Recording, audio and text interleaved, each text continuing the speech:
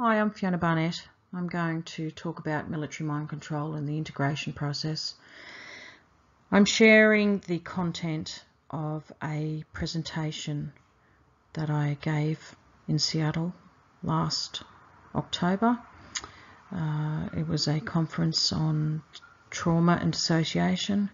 I also gave this presentation to a group of therapists in Alaska and to some retired police officers who specialise in ritual abuse.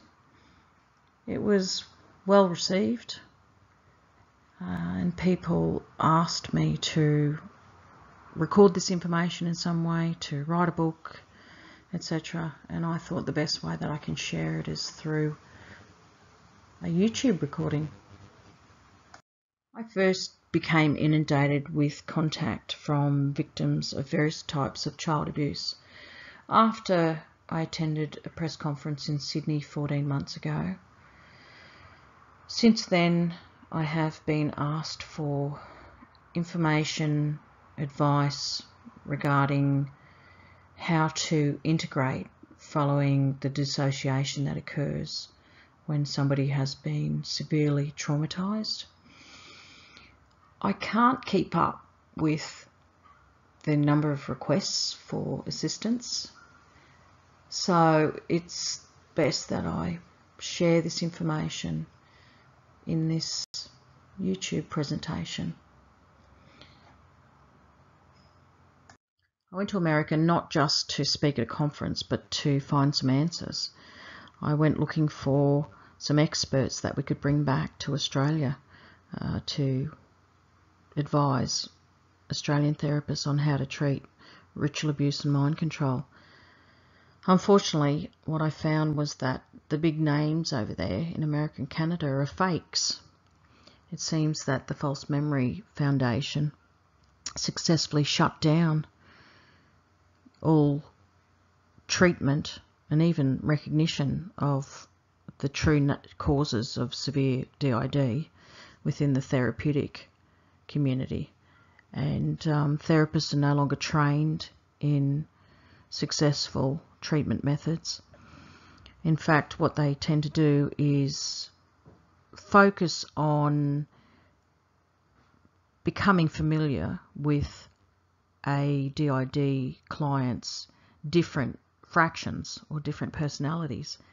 And the problem with that is when you have 1,000 personalities within a client, that's going to take a lot of sessions to become familiar with those various personalities, and it's counterproductive, countertherapeutic.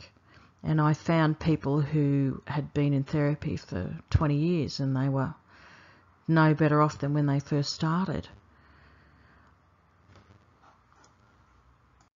What this told me was that therapists are absolutely clueless as to what they're working with. They have no idea. And I had one therapist, for example, at the end of my conference presentation. She came out of the room furious at my talk, and somebody said to her, what are you angry about? And she said, I'm so angry at Fiona's talk. She said, I'm so angry that no one has ever told me that information before. And what I thought was a no-brainer, was quite obvious, turned out to be unknown over there. Now, I found out my information not through my training. I received formal training in art psychotherapy and psychology and whatever, and I can tell you now what I've learned did not come from that training. So it seems like in America too, people are not being trained in the correct model when it comes to working with dissociative identity disorder. I'm going to talk about mind control and ritual abuse in Australia and how therapists came to be so ineffective in treating victims who have gone through this and the resultant dissociative identity disorder. Then I'll talk about the programming process that I experienced. Now, really, all programming is a variation on a theme, and it's influenced by the individual victim's imagination. So no two victims are ever going to be alike. The other thing is that some victims are abused on more homemade equipment, whereas others, if they're abused in a military environment, are abused using more sophisticated techniques and equipment. But you have to remember that it's all quite similar, and a victim will always gain something or see some similarity in another victim's story. Then I'm going to talk about the integration process, how I actually integrated, so how I overcame the forced association. Then I'm going to talk briefly about the pros and cons of successful integration. So to start with, let's have a look at the history of MKUltra and ritual abuse in Australia. MKUltra is not conspiracy theory, it is provable fact. The American Library of Congress houses a report which resulted from the 1977 Senate Committee inquiry into MKUltra and the unethical experimentation on US citizens. Similarly, Australia hosted a number of MKUltra sub-projects. Sydney University, for example, conducted sub-project number 84 in 1960 under Dr. Martin Orne. He was a CIA operative, and the resultant publication that you can look up and read yourself was called Social Control in the Psychological Experiment, Antisocial Behaviour and Hypnosis. Now, there's a number of sites around Australia where victims were recruited from and where they were abused. So a primary place of experimentation was Holsworthy Army Base, and next door to Holsworthy was Lucas Heights Nuclear Reactor. These are underground facilities, 6-7 stories deep and joined by an underground tunnel. Lucas Heights Nuclear Reactor was a scientific research centre. That's where they manufacture the isotopes that were used in cognitive experimentation and other types of experiments to do with MKUltra. The information gathered from Holsworthy and Lucas Heights ended up at Pine Gap, which is a CIA deep underground facility situated in the desert in the middle of Australia. Other facilities include various psychiatric hospitals, including Chelmsford Private Hospital. That's the most notorious, that hit the news in the 80s. Chelmsford was the centre of deep sleep programs, which were similar to what Ewan Cameron did over in America. Now, Dr. Harry Bailey was an associate of Ewan Cameron, and he was CIA funded to conduct dreadful experiments on victims at Chelmsford Hospital, where he raped and electrocuted and murdered multiple victims under the influence of heavy sedation. He committed suicide after one of the victims tried to sue him, and basically that victim is a friend of mine, and she only spent, a fortnight in the hospital, and she came out with one leg shrunken to almost half its normal size and with severe brain damage due to the electric shocks that she received while she was drugged. And it seems that she was assaulted by Harry Bailey as well. So that was in a hospital situated on sort of the northern side of Sydney. Other locations of abuse that I experienced were Fairbairn Air Force Base and Parliament House. They're located in Canberra. Now, Fairbairn Air Force Base is where Air Force One flies into, and I was assaulted in the back of a US military plane by former President Richard Nixon. I also was prostituted at a young age to Parliament House and to pedophile orgies attended by former Prime Ministers, including Gough Whitlam and Bob Hawke. Now, centres of recruitment in Australia. include Freemason lodges, so the children of Freemasons, Boys Town centres, and they were centres run by the Catholic Church. So you had Engadine Boys Town was Australia's first boys town, and that's a centre at which many kids were recruited for ritual abuse and mind control experiments, and a lot of kids went in there and they weren't missed, and they never came out again. And that's located at Engadine, which is next door to the suburb where you will find Holsworthy and Lucas Heights nuclear reactor. So Catholic churches are a very common recruitment ground for victims of ritual abuse and mind control, and so are Hillsong churches. Now, the founder of Hillsong, Frank Houston, was outed as a pedophile, and once he was outed, his church, Christian Life Centre, splintered and was renamed Hillsong. Hillsong has never been Christian. It is a child sex trafficking branch. That's all it is. That's all it ever will be. And if you're in Hillsong, you really need to leave if you think you're a Christian. Every time a church plays any of Hillsong's rock music, or even uses their copyrighted music to play in the church band, they are financing child sex trafficking and kiddie porn snuff film making. They are financing the child sex trafficking industry, and that can't be debated. One of my key perpetrators was Dr. Leonis Petrauskas. He was a Lithuanian Nazi physician. He was a good friend of my Lithuanian Nazi war criminal grandmother, Helen Holozak, and her partner, Peter Holozak, who liked to kill Jews for a living in Lublin, a death camp on the east side of Poland.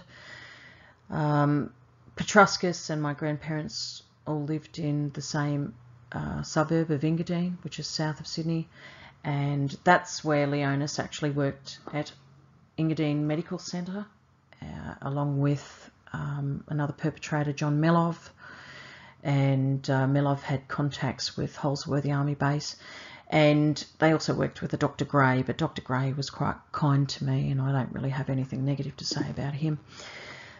A good friend of Leonis Petrauskas was Anthony Kidman, and they studied together at Sydney University at the same time. Anthony Kidman is the father of Nicole Kidman, the actress, and Anthony Kidman was a psychologist and biochemist. He trained in mind control abuse techniques under John Gittinger, the CIA psychologist, and he was probably the greatest psychologist that ever worked for the CIA. He was an absolute expert in personality and IQ, and a genius when it came to assessing children. He was also a rampant pedophile. All these men were pedophiles. Leonis Petrauskas and Anthony Kidman were Luciferian priests, high priests. So Petrauskas was in charge of the Engadine Boys Town Luciferian diocese, and Anthony Kidman was in charge of the Luciferian group that congregated at Sydney University, usually in the Great Hall at that university, and that's where they conducted Luciferian murders and rituals. You have to understand that Nazism was a religion as well. There was a religious cult that underpinned Nazism, and at the height of Nazism, they actually conducted Luciferian rituals in the streets of Germany in broad daylight. As we know, at the end of World War II, the Nazi scientists were granted asylum in Russia, America, Brazil, on the condition that they continued their work. So, under paperclip in America, the scientists went on to work for NASA on their rocket technology, etc. And under the CIA and their funding, they went to continue their Nazi eugenics work and their experimentations on mind control and their super soldier project. I understood it as the Jason Project. That was the name that Gittinger referred to. Basically, the super soldier project involved the military application of all this technology to enhance the capabilities of a soldier, so to enhance their intellect. I mean, the best spy is somebody who doesn't know they're a spy, so they were using dissociation techniques to create the perfect spy. They were enhancing a soldier's ability to go without sleep or to withstand pain. So this was the objective. Now, an offshoot of that was the Pygmalion project, which is a gender reassignment project, so changing the gender of a child in utero.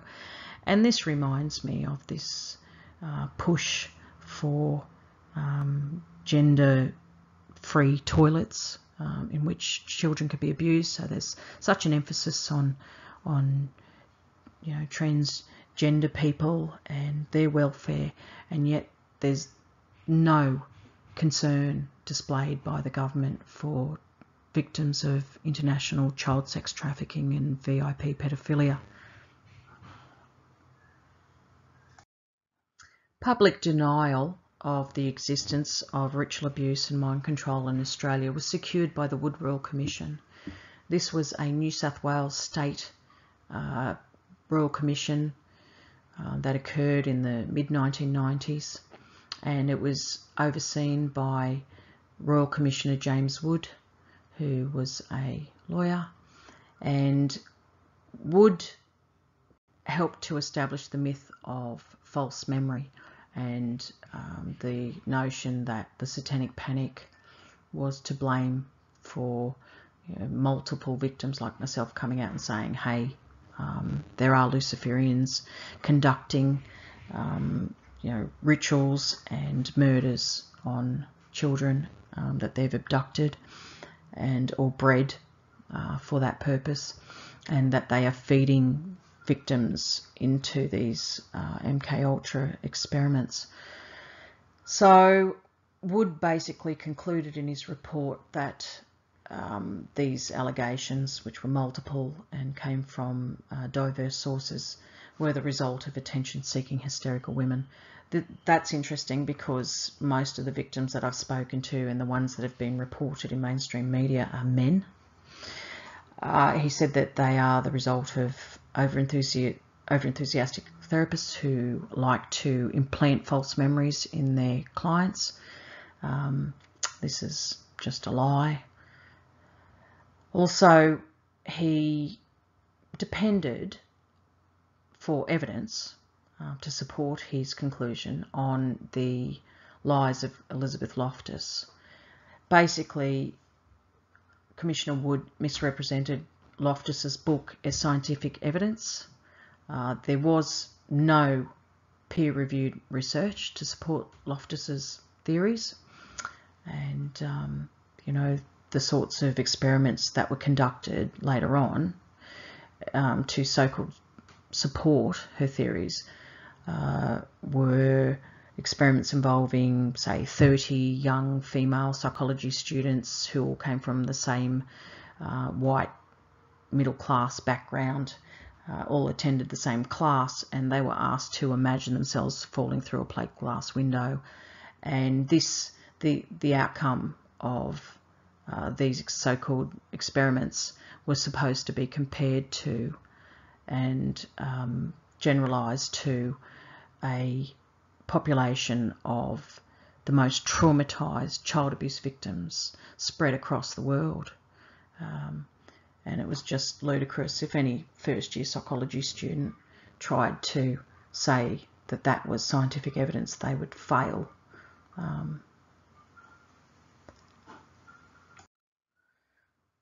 It makes sense that Commissioner James Wood would draw those conclusions, considering multiple victims have named him as a perpetrator to the current Australian Child Abuse Royal Commission. Justice Woods was named by, for example, Dean Henry in his statement that he made in prison to the current Royal Commission. I know a number of other people who've told me about his antics, and he actually adopted a Eurasian child who was overdosed at the age of 14 after the child sex trafficking ring had finished using her. This man needs to be thoroughly investigated. Thanks to Commissioner James Wood, we have a situation in Australia where victims of ritual abuse and mind control and who suffer DID symptomology cannot access appropriate and successful assessment and treatment methods. All Australian institutions have now been infiltrated by people who are either ignorant of best practice or they are perpetrators of ritual abuse and mind control, and they work for the child sex trafficking network. You wouldn't know this unless you had lived it and experienced it firsthand at these institutions. So these institutions include universities and hospitals, mental health facilities, even private psychology and psychiatric clinics. They've all been infiltrated. And you know them by their fruits. You know them by their words and their actions. And so it may take some time to discover that an individual is being deceitful in their relationship with clientele. So Australian universities generally take a strong anti-victim pro-pedophilia approach. In their teachings, they will emphasise Elizabeth Loftus's writings. They will mock students who take a pro-victim approach. They will mark them down in their assignments.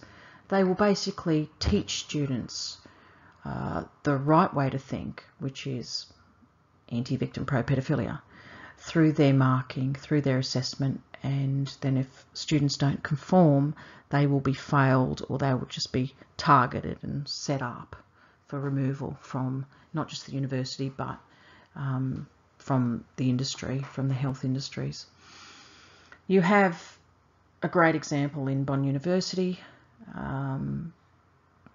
They very much push Elizabeth Loftus's work, and they have lecturers who have published pro-pedophilia material on the university's website.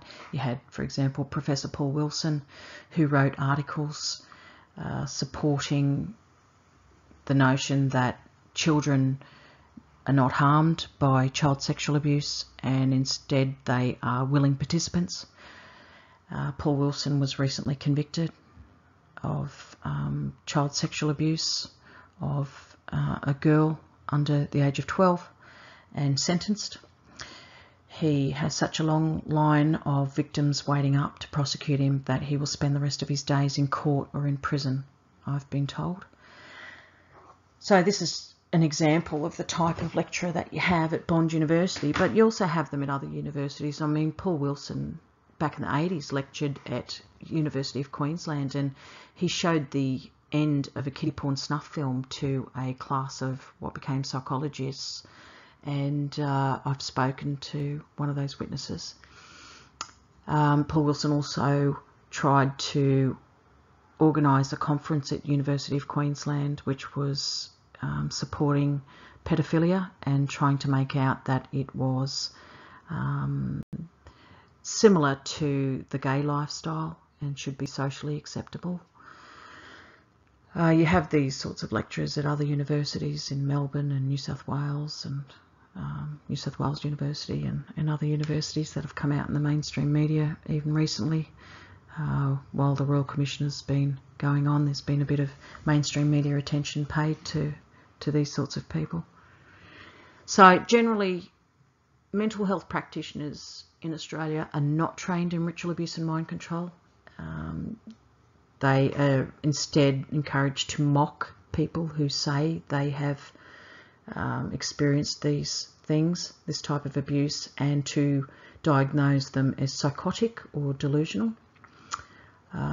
You have organisations that set the ethical standards for Australian health practitioners. They ban any sorts of treatment methods that might assist the clients, such as the APS will ban integration methods, and they do that through their emphasis on Elizabeth Loftus's work and false memory writings, and telling psychologists that they must never suggest that the client might have been abused.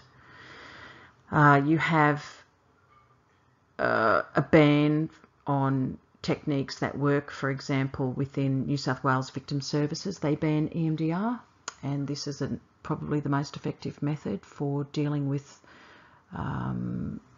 trauma that the person has naturally dissociated from because it was just too extreme, or they were forced to dissociate from. The person was traumatised to induce dissociation, and EMDR is probably the most desirable technique to use on those victims. Well, you're not allowed to do that in New South Wales. If you're a psychologist or psychiatrist, you're not allowed to work with clients using that effective tool. So instead of methods that work, like EMDR, MKUltra theory and abuse techniques dominate mental health. And I will discuss that in more depth later. So now I'm going to talk about the programming process. As I said, all mind control is simply a variation on a basic theme. Everybody's experience is a little bit different. It's shaped by the child's imagination and by the level of sophistication and advanced technology that's been employed. So where I might have been abused at Fairbairn on a contraption that was designed to train pilots to withstand G-force, somebody else might have been tied to a homemade pig on a spit style implement, for spinning, but the end result was the same. We were both spun to help split the brain and bring about dissociation and memory loss. The most important variable to understand when you're working with military mind control and high-end ritual abuse is IQ. This is the most basic characteristic that an abuser is looking for. So when it comes to MKUltra, and they were looking to enhance the natural abilities of soldiers, so a soldier's natural cognitive ability, how do we enhance that? How do we enhance their memory? That sort of thing. Then what they're going to be interested in is IQ. Now, people have extremely strong misconceptions of IQ, what it actually is, and how legitimate these tests are. People have been basically brainwashed with false information, and what you'll commonly hear from people is, oh, what matters is EQ. Well, no. When you apply for the army, the first thing they do is IQ test you. And the reason they're doing that is because they do not want someone with an IQ of 70 in charge of a tank. So the military understand the importance of IQ, and indeed that's why these tests were first developed, for selecting people for various ranks in the military. And now these IQ tests are very accurate. When I say they're accurate, I mean they are very good at identifying people who have superior cognitive ability. Now that means that they are intellectually intelligent or academically intelligent, okay? And just as a child might inherit their parents' physical attributes, their physical looks and their personality traits. So too a child inherits their parents' brain structure and function. So IQ is nothing more than a person's brain structure and function. So if a person has higher IQ, what they actually have is a denser and more interconnected brain. Okay, so information is absorbed more quickly, processed more quickly. It travels around the brain more quickly, and they react to incoming stimuli more quickly. So if you puff someone's eye with air, they're going to close their eye. Now, somebody who has higher IQ or a faster brain are going to react more quickly to that puff of air on their eye. That's why there's a perfect correlation between scores on a comprehensive measure of IQ and someone's reaction time speed. Okay, the speed with which they, react to incoming stimuli, such as, a puff of air on an eye. And also what you're getting these days is there's more cognitive scanning. So people are using, functional MRIs and that sort of thing to examine someone's brain and what parts of their brain light up when they are performing cognitive tasks. And once again, there's a perfect correlation between scores on an IQ test and their performance, or what is observed on these objective scans. So people who score more highly on comprehensive IQ tests, when they are observed performing cognitive tasks through functional MRIs, both sides of their brains light up. Whereas somebody who's just scores average on one of these IQ tests, only one side of their brain lights up when they're performing that task. So people can laugh and poo-poo and say, oh, everyone's gifted and everyone's gifted at something, and people can be gifted at dancing and all this. That's not what we're talking about. Yeah, every child's valuable and everyone's good at something, or they have potential in one area more than others. That's not what we're talking about, and that's not what the military is talking about, and that's not what Gettinger was talking about or acting on. So we have IQ measures, and the best measure of potential, so someone's cognitive potential, was the Stanford Binet LM, and we've got a photo of that right here. Now, the SB LM still remains the best test of its type. The revisions of this test are not as good. They just haven't come up with anything that's as good as this test. But also, Gettinger would use this test, but he would also employ mainly the block design from the Wechsler series, because the block design, the one with the little red and white blocks, still remains the best measure of visual spatial processing that is in existence. Now, generally, this Stanford Binet LM test that we're looking at here, it was a fantastic measure of visual spatial processing. So when you combine this test with the Wechsler block design, you've got a great measure of visual spatial processing. And the reason for that is because the most important type of IQ is visual spatial IQ. That's what they're most interested in when they're looking for MK Ultra subjects. The reason for this is because visual spatial IQ is most desirable when you are training someone to split, when you are forcibly dissociating their mind, and I'll talk about that a bit more. Now, the other variable that's very important after IQ is creativity. Now, creativity is not correlated with IQ. This means there's no relationship between the two, so which means there's no guarantee that if someone has IQ that they're creative. So when you're looking for subjects for these military programs, you're after IQ, high IQ, you're after, in particular, high visual spatial processing IQ, and you're after creativity. So that narrows down the group of kids that you've got to choose from. So the other variable that Gittinger was looking for is intuition. Some call it psychic ability. Now, the Russians were very much into weaponizing psychic ability, and this is well documented. Make of that what you will. Then you've got psychological resilience is what they were looking for. They were also looking for Aryan appearance, so that's the blue-eyed blonde kids. They're looking for a flawless physique. You're not allowed to have one defect on you, and that includes skin defects, scars, anything like that.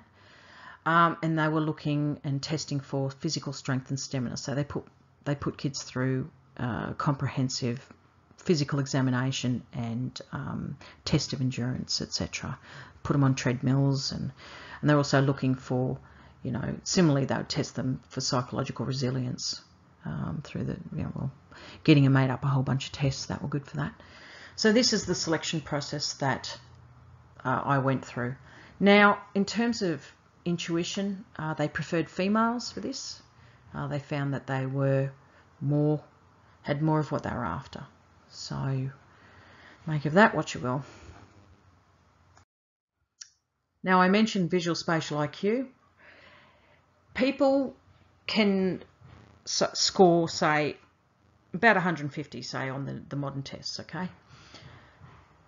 One person might score 150 and have a very high visual spatial IQ measure, and then the other fluid reasoning will be much lower, and then the other person will score the same on the same test, but their fluid reasoning will be very high and the visual spatial IQ will be very low. So what that indicates is, and what these tests are great at identifying, is which side of the brain is dominant, or you know, does the person have a visual spatial learning preference? Now, it's imperative that the person be a visual spatial type of child or visual spatial learner, because this allows them to do a number of things which in a more superior way than someone who is not, and that allows them to better think in pictures. So what you might not realise is that some people think in words and some people think in pictures.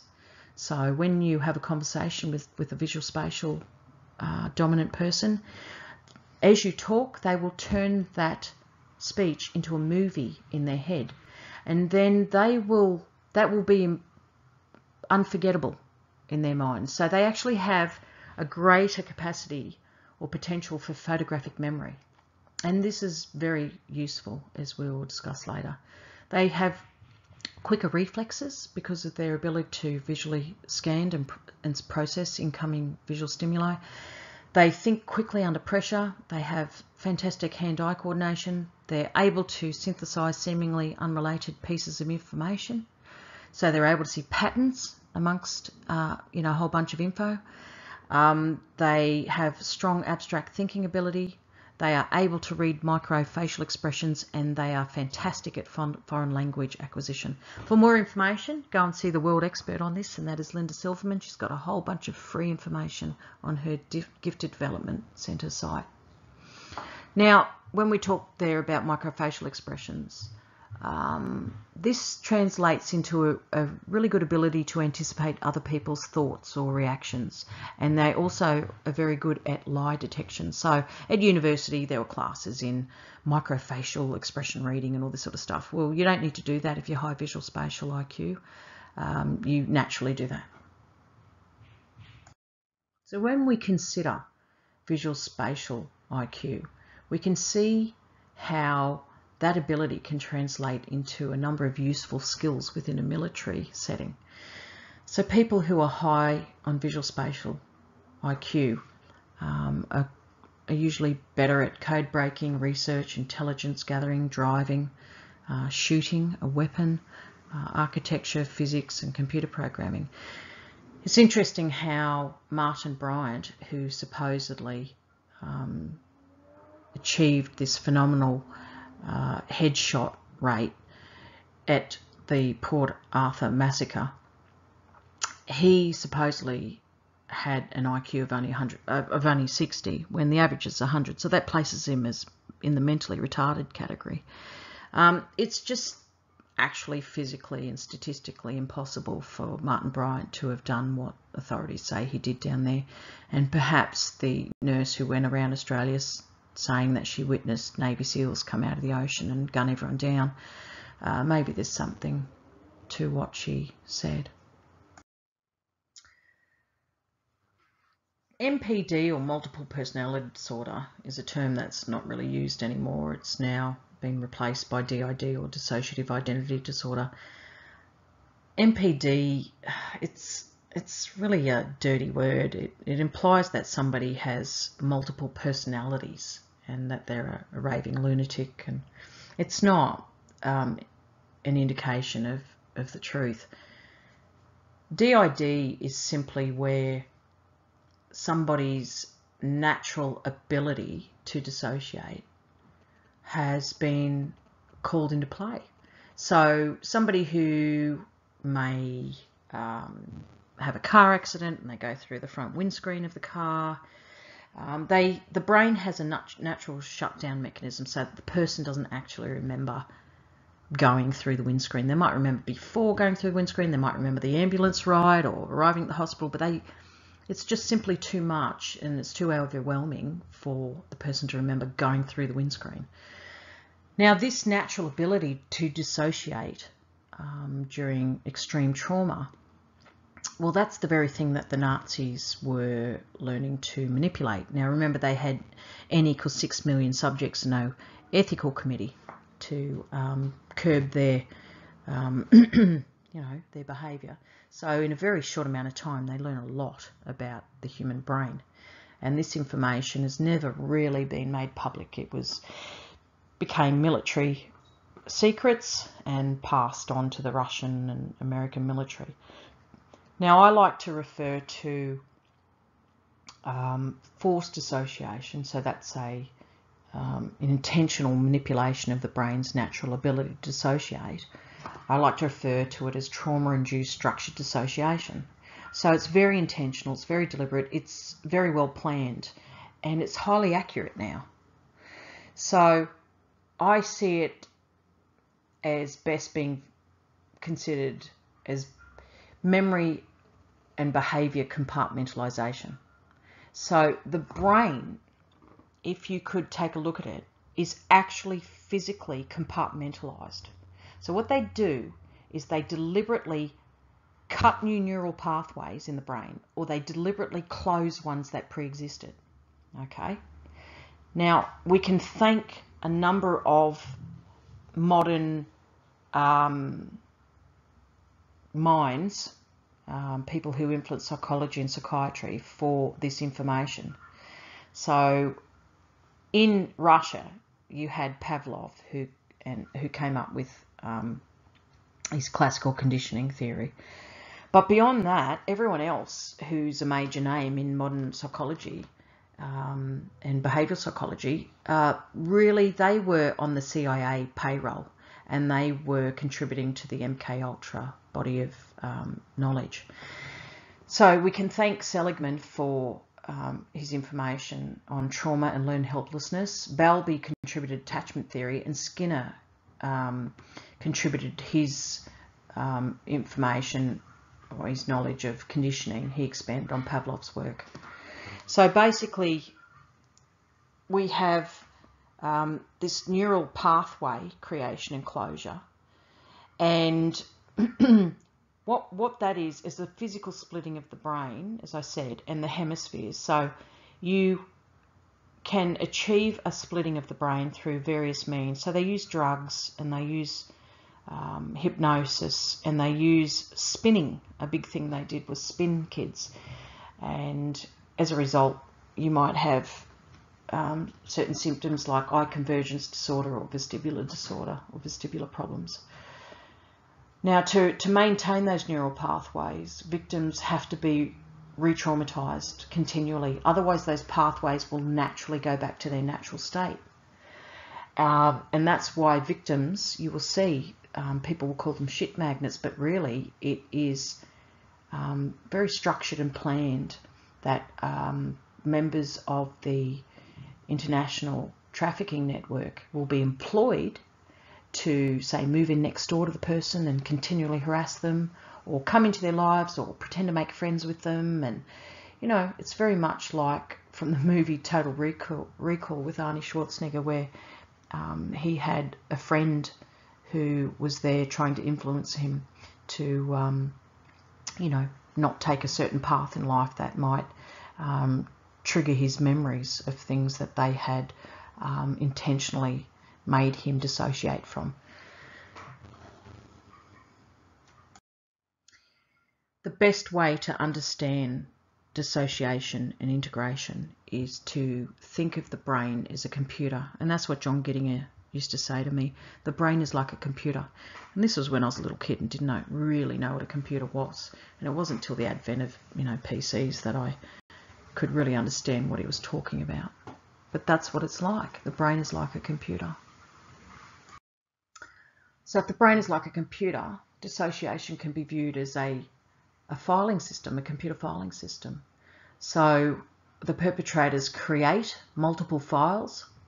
An occult ritual is performed at the creation of each file. So I remember at Holsworthy and Lucas Heights, them doing things like I would be chanted at by, you know, scientists in white jackets, and they would play on a synthesizer up and down the octave, know this spirit, know this spirit, know this spirit, know this spirit, over and over and over. And then they would chant at me different things like cartoon-based chants and themes. So Batman, they would chant at me, number six, what do we have at number six? Number six has lots of tricks. There are 6 spirits at number 6. And so they would actually perform a ritual at the creation of each file and sort of chant the name of an ancient god, or what you would call a pagan god, or, you know, what Christians would call a demonic entity, or, you know, a Nephilim, whatever. And they would chant that. And that was supposed to cement through employment of like a spiritual cement that was supposed to secure the program. You know, I don't know why that works, but that's what they believed. So then a password or a trigger would be attached to each file so that they were able to retrieve the file with just a word or a hand signal, you know, some music or an image. So when kids are programmed, you know, Walt Disney was a pedophile. A lot of his movies are MK Ultra programming tools. So every time a child watches Peter Pan or Snow White or Sleeping Beauty or Wizard of Oz or whatever, something like that, that reinforces the programming and keeps those neural pathways closed and open as they desire.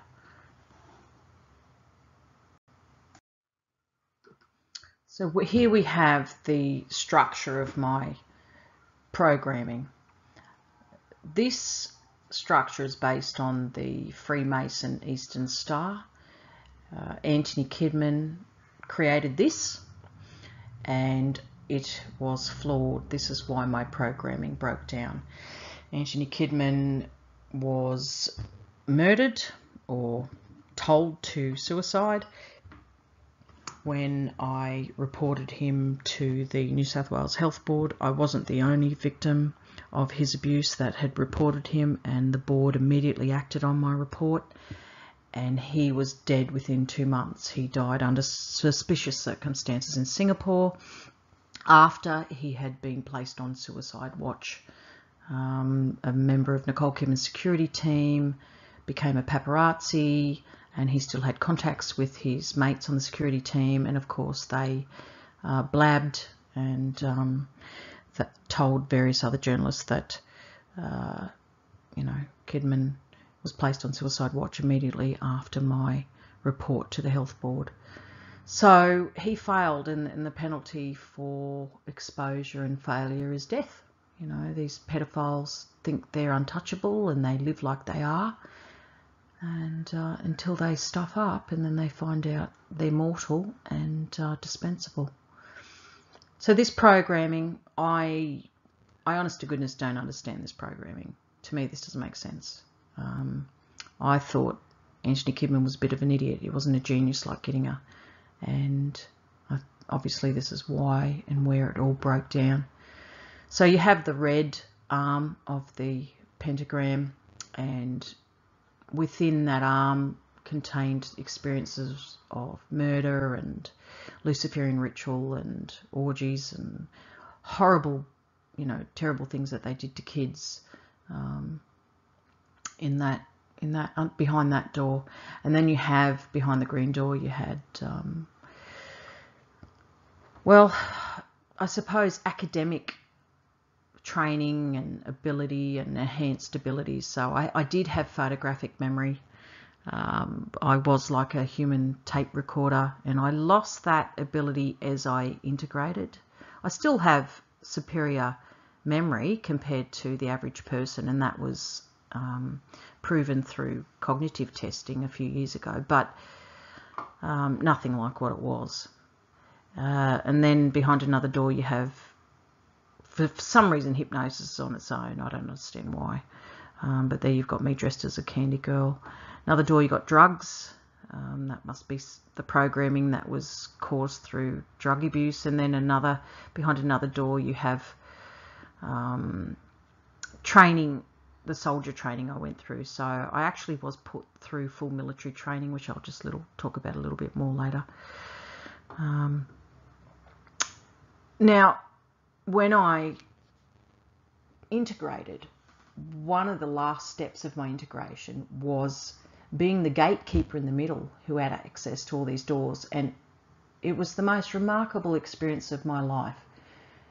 It was like being in a Matrix movie where Keanu Reeves, I think it was at the second movie, where he's standing in the doorways in the hallway,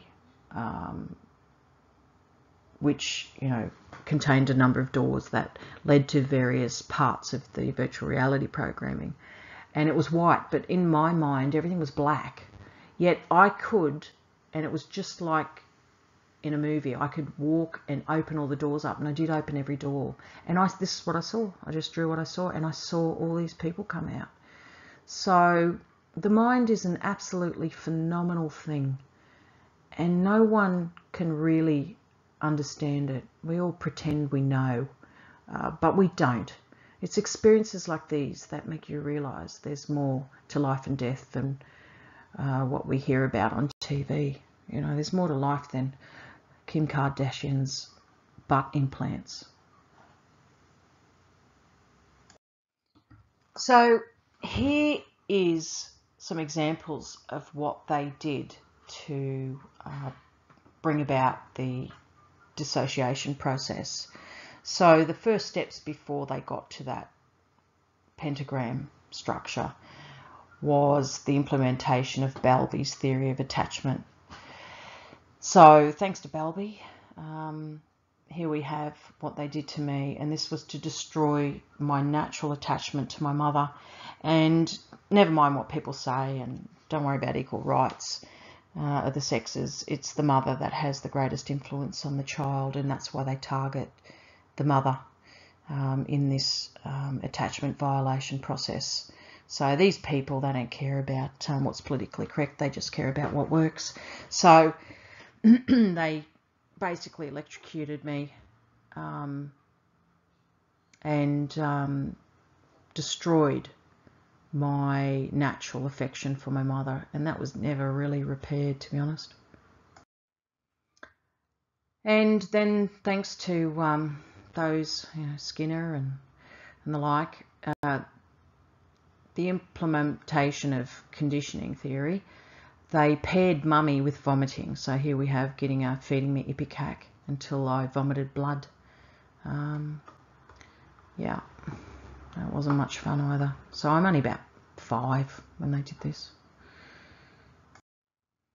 And thanks to Seligman, we have the learned helplessness theory being implemented. And remember, Seligman did experiments with dogs on an electric grid, and they electrocuted the dog until the dog gave up. And that's what they're bringing about. They're bringing about a whiting of the mind and bringing it back to a blank state where it is like a clean palette ready to be brainwashed with whatever they want. So again, you know, I was, you know, electrocuted till I just gave up and dissociated from the pain. So after they destroyed my natural attachment to my mother, then I was reattached to a substitute mother. In this case, it was Veronica, or Ronnie as I knew her, and she was the grand dame of my area. You do hear Fritz Springmeier in his writings refer to the grand dame and the role of the grand dame. That's the only place I think I've ever seen anything like what I experienced. In fact, there's only two people whose works I've found useful in my life, and that was Fritz Springmeier's work, and there's another person called Carol Rutz, and she wrote a number of papers and tests to do with ritual abuse or extreme trauma surveys. And what they say in those documents is consistent with my experience in Sydney. So Veronica was based at Sydney University. She lived in Sancta Sophia College, and she was in charge of the girls who studied and lived there. She was very high IQ. She was very refined. She was my teacher and my confidant, and she supervised me, and she mediated between men and the dirty, filthy pedo men that dominated the system. People say, oh, what do you call it? Well, we knew it as the order or the family. I was led to believe that these people were my real family instead of my actual mother. And this woman subjected me to child sexual abuse, and so when I was 14, I was forced to, from an early age, she sexually abuses you. But despite that, she was a genuine friend that I had. She was a very nice person, and she herself was a victim who was forced into a perpetrator's role. And when I was 14, she chose to die. She couldn't take it anymore. She couldn't take what they did to kids like me, and she said I was the final straw, and she just checked out the best way she knew, and she used to call me her little anomaly. So I think I did have a big influence on her and her decision to check out. So this is another phase in the programming process, the employment of virtual reality programming. I was, made to wear virtual reality goggles. This is at different ages this occurred. They shoved something in my right ear. In fact, my right ear never recovered. It was always had problems and earaches in that ear, which I well remember.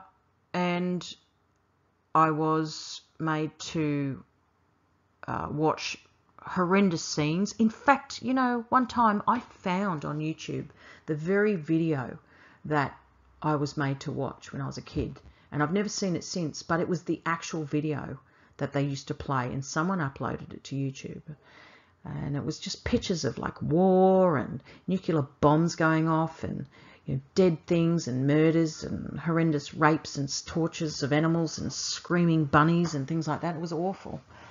And I think the impact of that, and then they'd electrocute you at the same time, and that was to overwhelm me and to flood me with sensory input.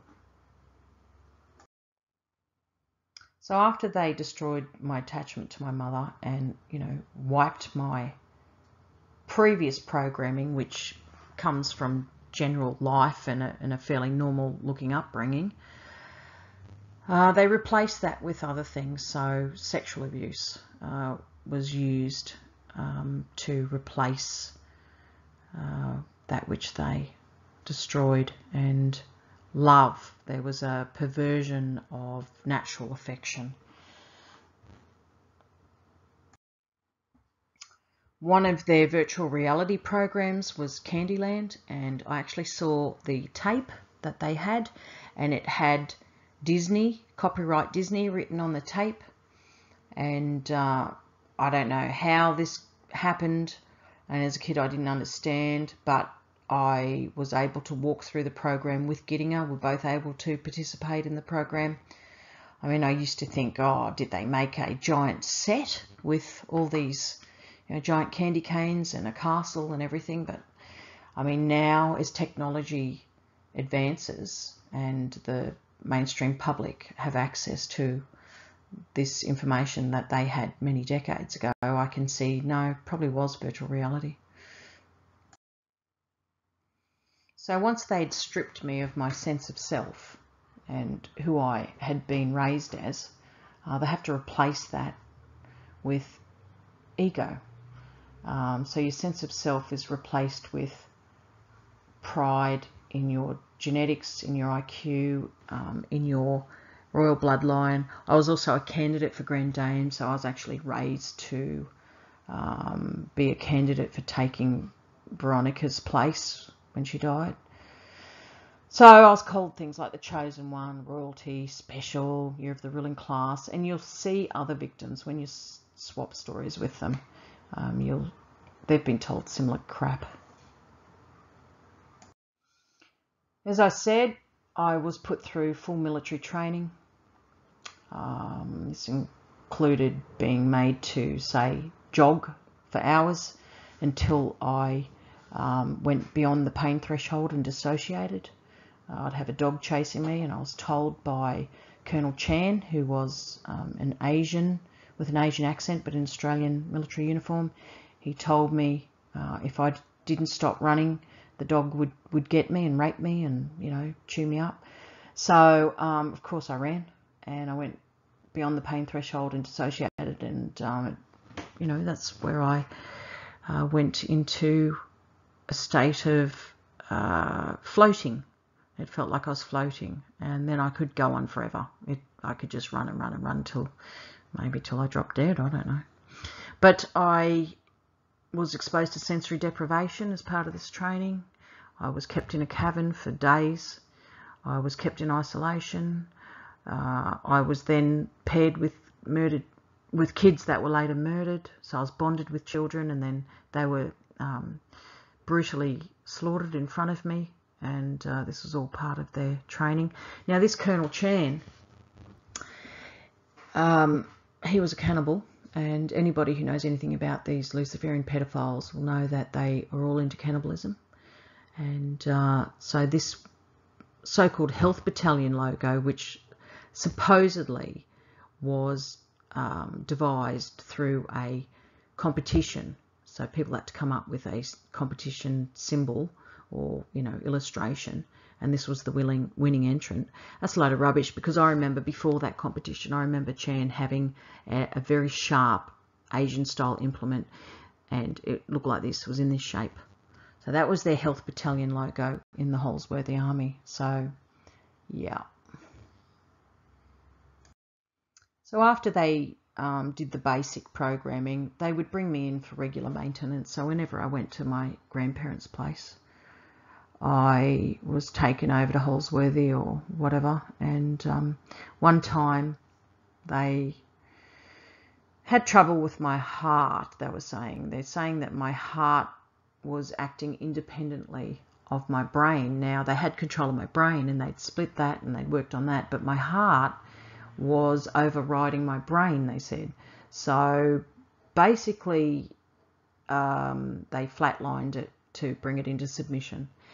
Now, you can see with modern science publications that they're seeing now that the heart has what are similar to brain cells in it, so that the heart can have memory. So when people receive organ donation, they take on the memories and characteristics and preferences and tastes, etc., of the donor. And this is documented. So when I watch documentaries like that, it reminds me of incidents like this, and it makes more sense of it.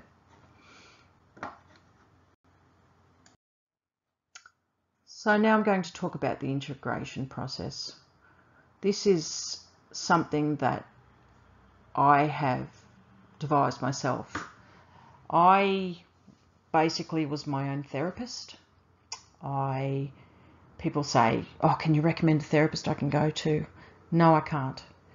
I made this up myself. I brought about my own integration with the help of God and the odd bit of input from various therapists.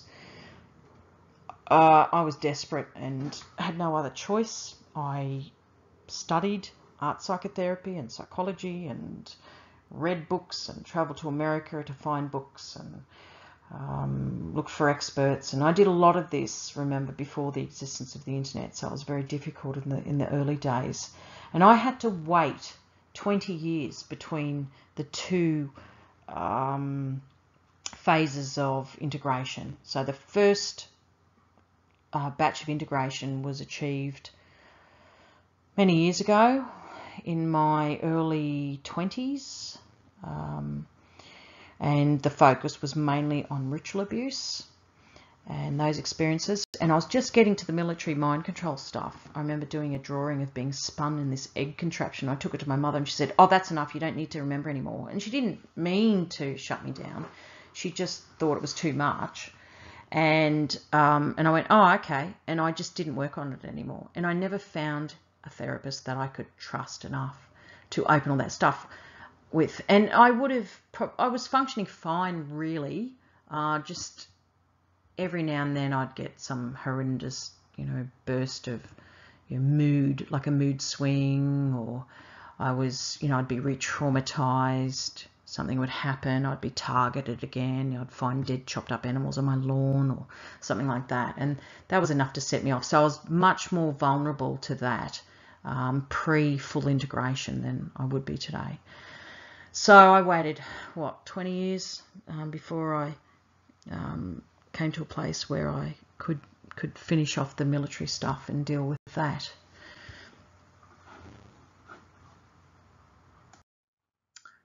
As I said, Australia is a therapeutic wasteland. There is no one that I can recommend. There is no clinic, there's no hospital. These clinics that pretend to deal with this sort of stuff, don't trust any of them. I say to victims, do not trust any of them, okay?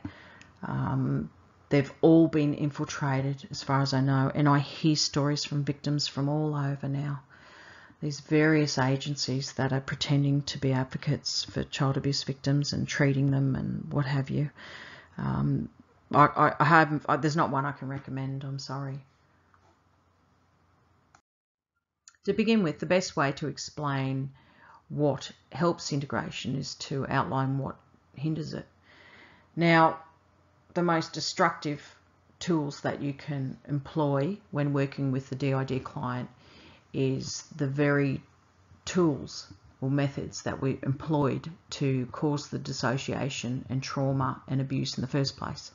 So, for example, ECT, electrocution is only going to stuff the memories back down again until they volcano again to the surface at a later date, usually anniversary time. Drugs, nah. Drugs stuff memories down again, and they interfere with memory recall and accuracy. And then hypnosis. Well, hypnosis is so dangerous. Unethical hypnosis is what's used to bring about the dissociation. And if you furk about in there using hypnosis, you have no idea what you're doing unless you are an expert military trained hypnotist who has access to the original codes that were implemented through unethical hypnosis. So if you don't have the trigger codes you're just going to trigger the client to suicide. Also, stay right away from biofeedback or neurofeedback. Once again, these techniques were employed to abuse kids like me at Holsworthy and Lucas Heights nuclear reactor. I know that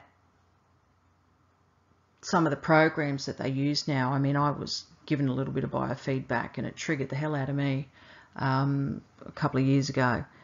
And the programs that they developed, well, the person who developed the program is a Russian neurologist who works at the same Pavlovian Institute that, you know, Pavlov trained at in St. Petersburg.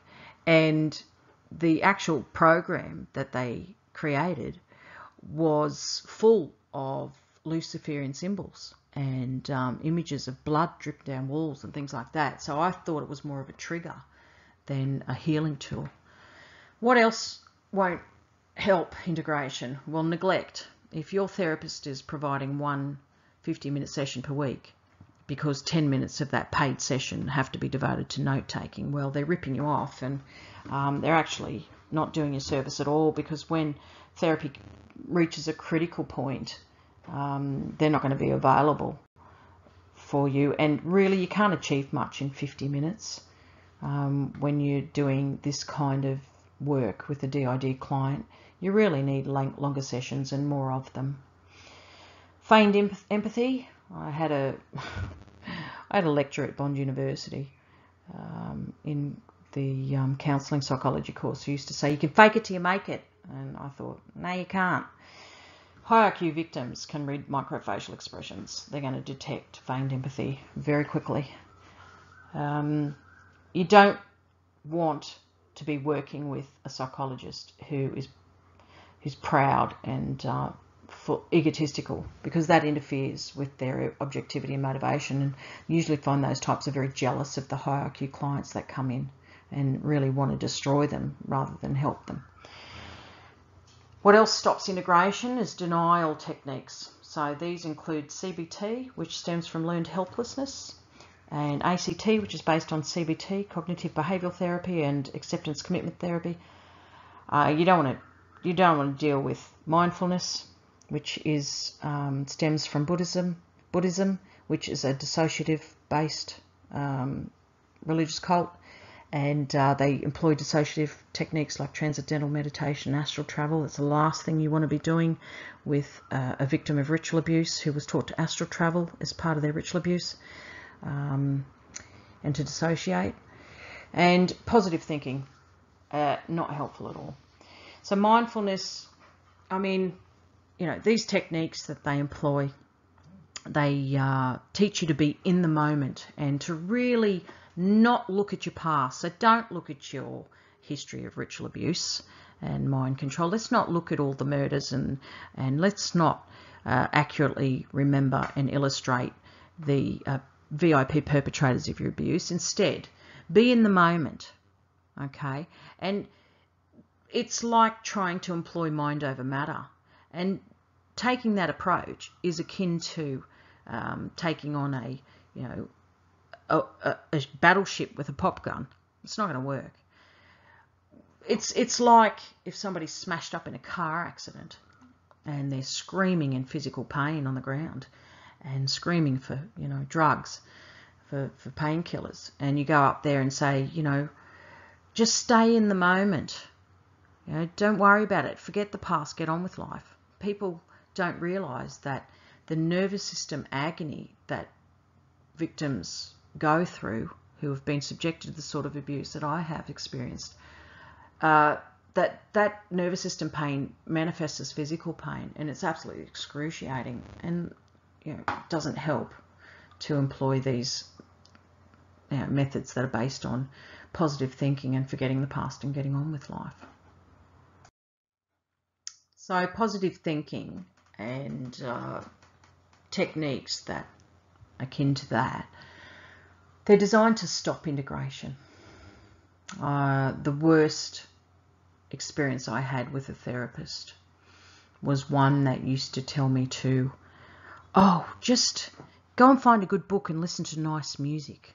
You know, when I was grappling with suicide programming that was forced upon me. It wasn't my thoughts. I wasn't suicidal. It was, as I was about to remember some horrific crime or something that I was forced to witness, I would feel suicidal just, immediately leading up to that. And the worst thing you can do is tell someone like that to just go read a good book and put on some nice classical music. It's the last thing you want to do.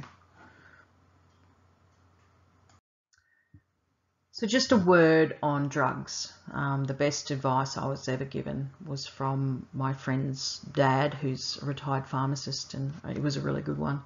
And he said to me one time, he said, never take the newer drugs. He said, you'd be lucky if a new drug has been tested on 10,000 subjects, making you a human guinea pig. Stick to the old and tried drugs. Now, I did most of what I did drug-free. I mean, when I had kids, I had them without drugs, and that means no gas. My mum's a naturopath.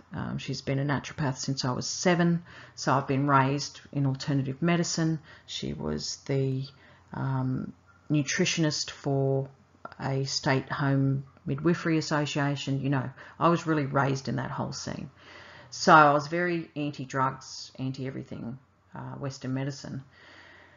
And for good reason anyhow, because I am hypersensitive to drugs. I mean, I couldn't become a drug addict if I tried. I mean, they pumped me with so many drugs when I was a child, and I already had a hypersensitive nervous system anyway due to being high IQ, that, it doesn't take much. I've had severe reactions to some very basic drugs. And so when I tried, what did I have? I had Cymbalta or something, and that was for anxiety or something ridiculous. Anyway, it triggered heart problems in me, and I know that it triggers suicidal ideation, and I know that's when I started sort of grappling with sort of suicidal ideation, was after I'd taken that Cymbalta garbage, and it took 2 months to wean myself off it. It was horrendous. Valium was, I mean, there were some times when the pain was so horrendous that nothing touched it. Valium didn't even do anything. But sometimes it could provide a bit of immediate relief from trauma and flashbacks. But of course you can't stay on it for more than 2 weeks. Not that I did. I'd just have a little bit, and I'd have stuff that was years old actually, and just go and find it in the medical cabinet. But the other thing that I found was sometimes helpful was beta blockers. So the old style beta blockers, what's it called? Inderal. It did relieve heart symptoms during abreaction. So when I relived a trauma, I actually had my heart react to it as though I was there. So this became a bit of a concern when we went to abreact them flatlining my heart. My therapist seriously thought I was going to have a heart attack, and I could have. So, because I actually have had a heart attack. I had one at, 37 or something like that, and I had no family history of heart problems, and I had a very strong heart when I was young. So, in terms of desired therapist qualities, well, it'd be nice if your therapist is high IQ, because it takes someone high IQ to be able to work with and really understand someone who's high IQ. The only therapists I've ever got anything out of really have been high IQ themselves. Giftedness, expertise, at least, so that you don't misdiagnose someone who's high IQ with somebody who has, bipolar, as it says on this book, who are bipolar or have ADHD or OCD or whatever. And you don't want to confuse being high IQ with PTSD, hypervigilance, or narcissism or whatever. People who are high IQ have certain types of personalities and characteristics and behaviour tendencies that you will find are pretty common to people in that IQ range. and they are often misdiagnosed. So they, like I said, they have hypersensitive nervous systems, and that can be confused with a few different alternative mental health diagnoses. So you just have to know how to differentiate between those two different situations. It would be really nice to have a therapist who is creative and intuitive, because then they can go with the flow, because like I said, no two victims of ritual abuse and mind control are the same. And it's really good to differentiate the therapy for people who are high IQ, because remember, high IQ victims are actually a special needs population. It's like at school, kids who are high IQ are actually classed as special needs and legally are supposed to be catered for, and you're supposed to differentiate the curriculum. So therefore you have to differentiate the therapy that you supply these clients with. And the biggest problem that therapists make, especially young ones, is that they limit reality to their own personal experience, or what their lecturers taught them, or what's in their textbooks. I've yet to see a textbook with any relevant information to the sorts of experiences I've had. In terms of what helps integration, knowledge. The victim can do their own work.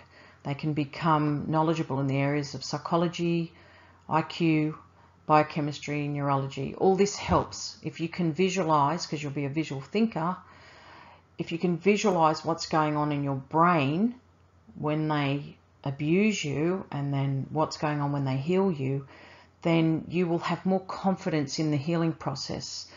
It's like when I had a stroke, and it turned out to be in the vestibular system.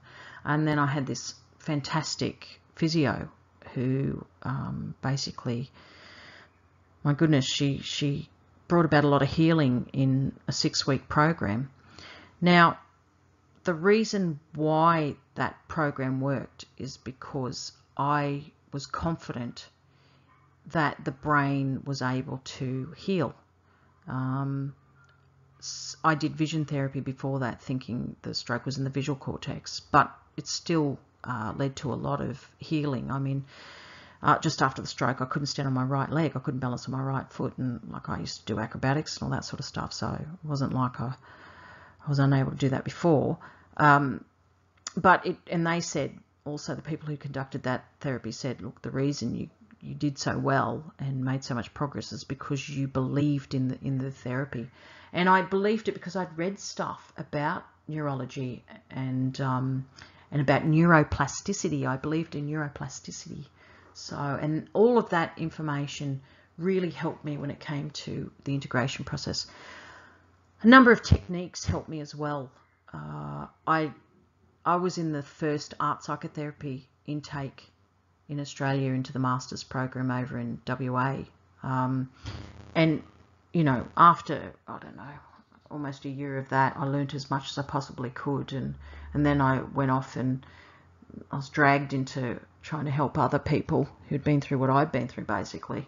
And I devised my own methods based on art therapy for bypassing unethical hypnosis and accessing subconscious material that was designed to never be accessed.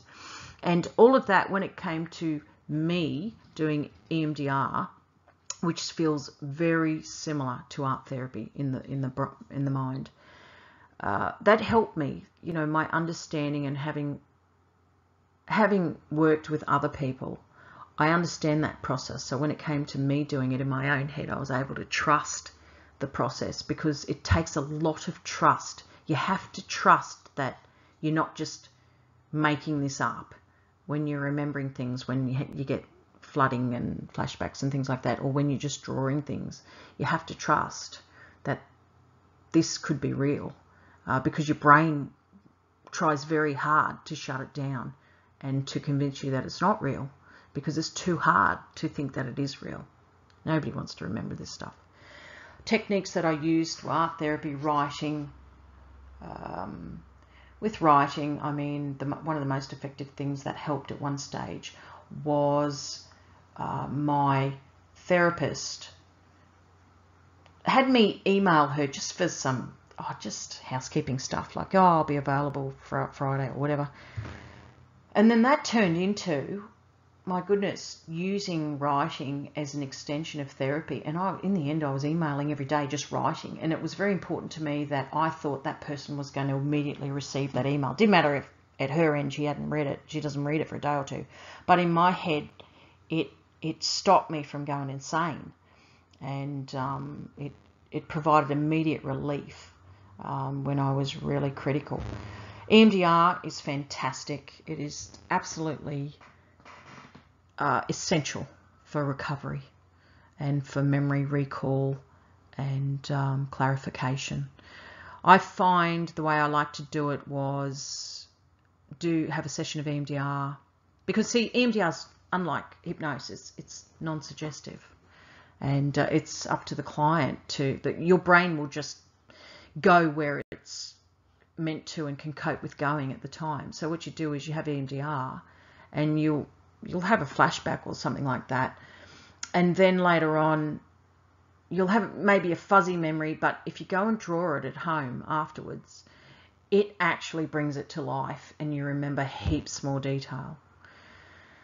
And then a technique is abreaction, which is horrendous, and that is basically feeling the suppressed feelings that you were dissociated from at the time of the abuse. So you might have been 7 when an incident occurred, and if you go through EMDR, you will abreact that feeling and you will feel it for the first time, and you will feel the very raw feelings, and that is just absolutely horrendous.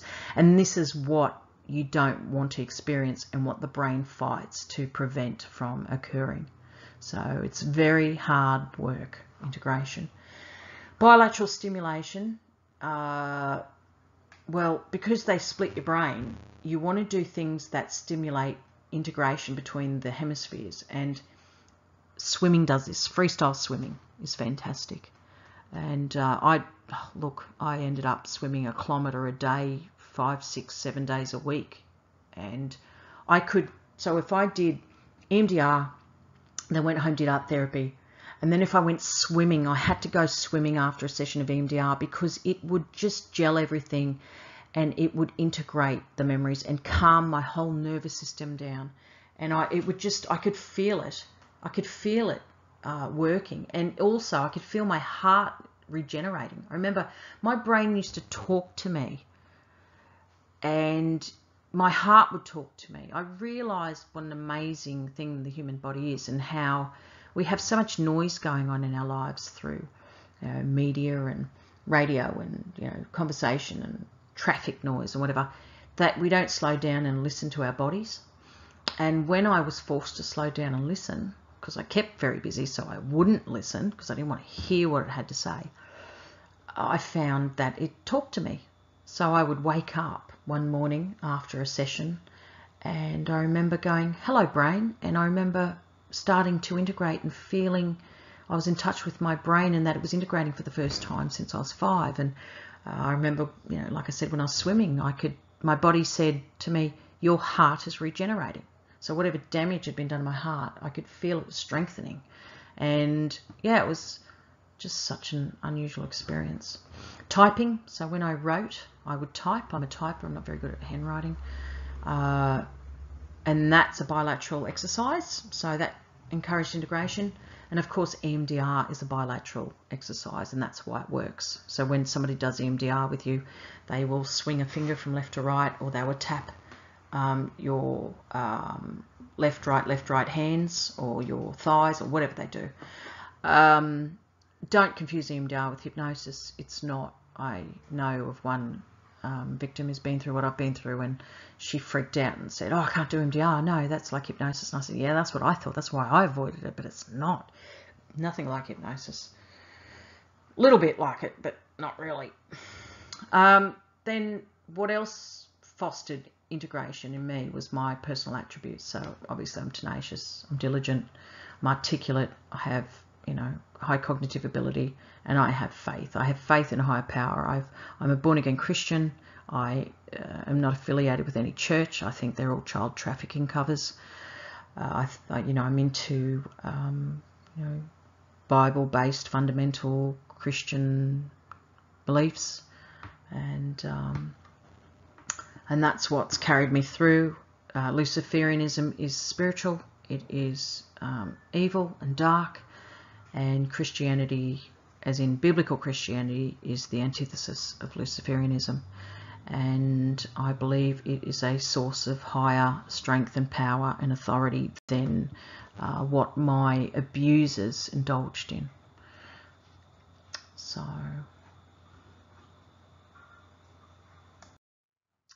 as an example of what therapists have to endure when they're working with high IQ victims, this is how it manifested in therapy for me. So this is just a little excerpt from an email that I sent my therapist. You know, it basically documented, oh my gosh, 18 months of therapy and integration based on the military abuse. And we were talking about alpha waves because I had had some brain scans done and or brain readings, and what showed up was that I had unusual alpha wave activity. So I went home and honestly I studied it 15 minutes, went bang bang bang, and this is what I'm talking about, ability to research and flick through the internet and whatever, and this was my response. Now I studied a little bit of neuroanatomy and everything at uni, but I didn't remember anything much about alpha, beta, delta, gamma waves, or, you know, sleep states or all this sort of stuff. I couldn't remember any of that because I wasn't interested in it back then. So when I had to pay attention, this is what I can learn in 15 minutes. So I said, okay, bearing in mind I know absolutely nothing and I studied this for a whole 15 minutes, I noticed an article in which the researcher argues that alpha waves regulate the shift of attention between external and internal inputs, and that alpha waves increase in power when we shift our consciousness of the external world to internal thoughts. The article considers whether boosting alpha waves subliminally shifts a person into an altered state of consciousness. Reading this, I immediately thought of the claim that the creation of different alpha states involves inducing different brain wave states via flashing lights, etc. All this made me wonder whether my brain waves consequently change with the emergence of each altered state. I then wondered whether my abnormal alpha activity somehow relates to my constantly shifting between different states of consciousness, that is, between different alters. So basically, if you can't keep up with a client who is able to, process that sort of information and come to that conclusion in 15 minutes, I don't think you should take these sorts of clients on. You're only going to label them as weird, or you're going to feel threatened by them. A main feature of my recovery during the second phase of integration, so 18 months of full-on therapy where I just had flashbacks for 18 months, it was horrendous. I was co-conscious during this process, so I never lost consciousness. So I know a lot of other people will go into therapy and the therapist will have to record the session because the client comes out and they don't even remember what just happened, and they will switch between different alter states and talk in a different voice and what have you, and then come back and they won't know what they just said to the therapist. Now, I never had anything like that. I have since realized and found out that when people have been abused and the methods employed are very sophisticated, and it's a military application of these methods, it is seamless. Transition between the different alter states is seamless and it's undetectable. So people might have thought I was a little bit unusual as a person, I was a bit eccentric or what have you, but they would not have realized what was going on. I certainly wasn't shifting like something out of the movie Sybil. And the fact that I was co-conscious during integration it has enabled me to observe my own therapy and document it. And that's what enables me to articulate what happened so easily now.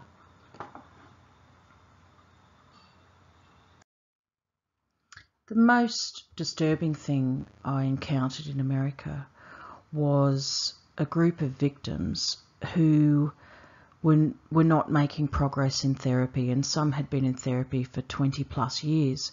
Some were high functioning and articulate, and they would say to me, "What? I'm trying. I want to heal. I want to get well. I've tried so hard. I'm not getting anywhere."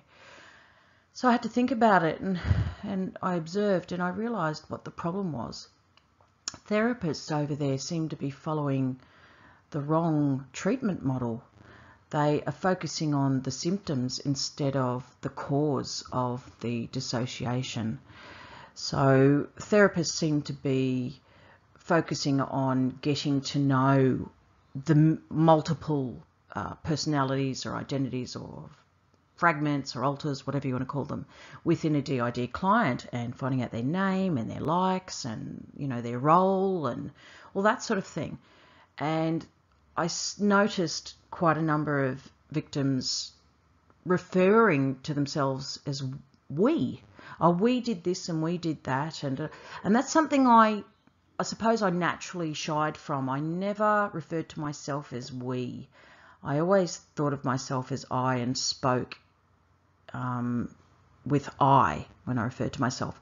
I remember watching a documentary years ago. I think her name was Trudy, and she was a famous MPD client, and she turns up to a doctor's house one night with a t-shirt that read 2468 we refuse to integrate, because the therapist was trying to bring about integration, and then she chose not to. And I remember thinking when I was young, what an idiot. No, that is stupid. You want to integrate. That's the goal. And I'll talk about why that's the goal later on. But I find it very unhealthy to talk in terms of we instead of I. I think that fosters dissociation when what you want is integration. And I can understand why people sometimes would do that, and, you know, maybe there's a place for that at times, and they should, you know, maybe victims at times should feel free to express a little bit of that fragmentation, but I wouldn't entertain it the way therapists do. Some therapists seem to be titillated by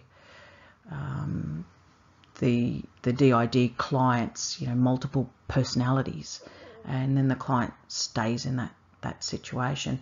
Instead, what therapists need to do is focus on the cause and not the symptoms. You know, focus on identifying and processing through remembering and reacting the trauma that caused the dissociation in the first time, in the first place. And by doing that, if you identify and process an individual trauma that caused dissociation, you may be actually targeting for integration 300 alters or fragments. So basically, if you process the trauma that led to the fragmentation, then all those alters or personalities or whatever you want to call them associated with that trauma that came about as a result of that trauma will naturally integrate and disappear. So you don't need to get to know them and their names and their roles and what have you. Another thing is therapists tend to shy from anything that triggers the client, and they seem to tread on eggshells around triggers. Oh no, you know, don't go there because it triggers the client. Well, I take the opposite approach.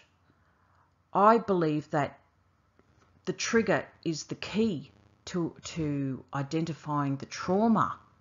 So I believe in, you know, pushing through that trigger, embrace it and go with it and find out what's behind that trigger. Usually it's the trauma incident that caused the problem in the first place. And you'll no longer be triggered by it if you just deal with it. Okay? Don't shy from triggers.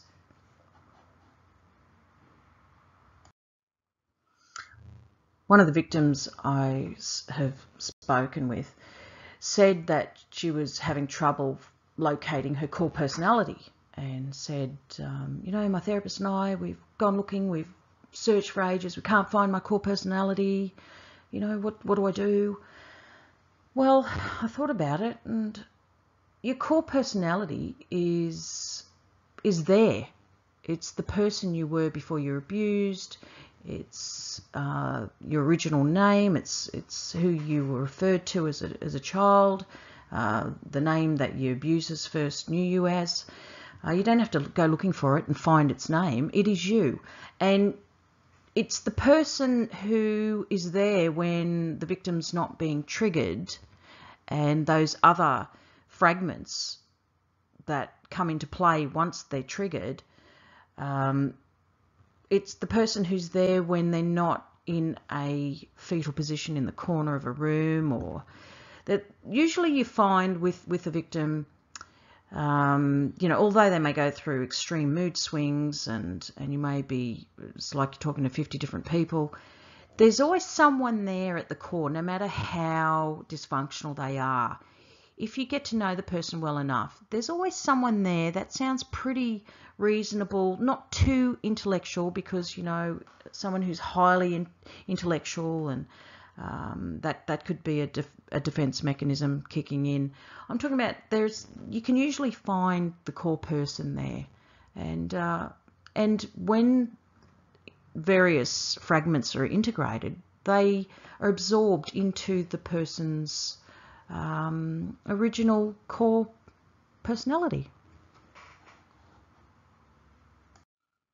The victim's brain works overtime not to try and recall the details of our abuse, but to...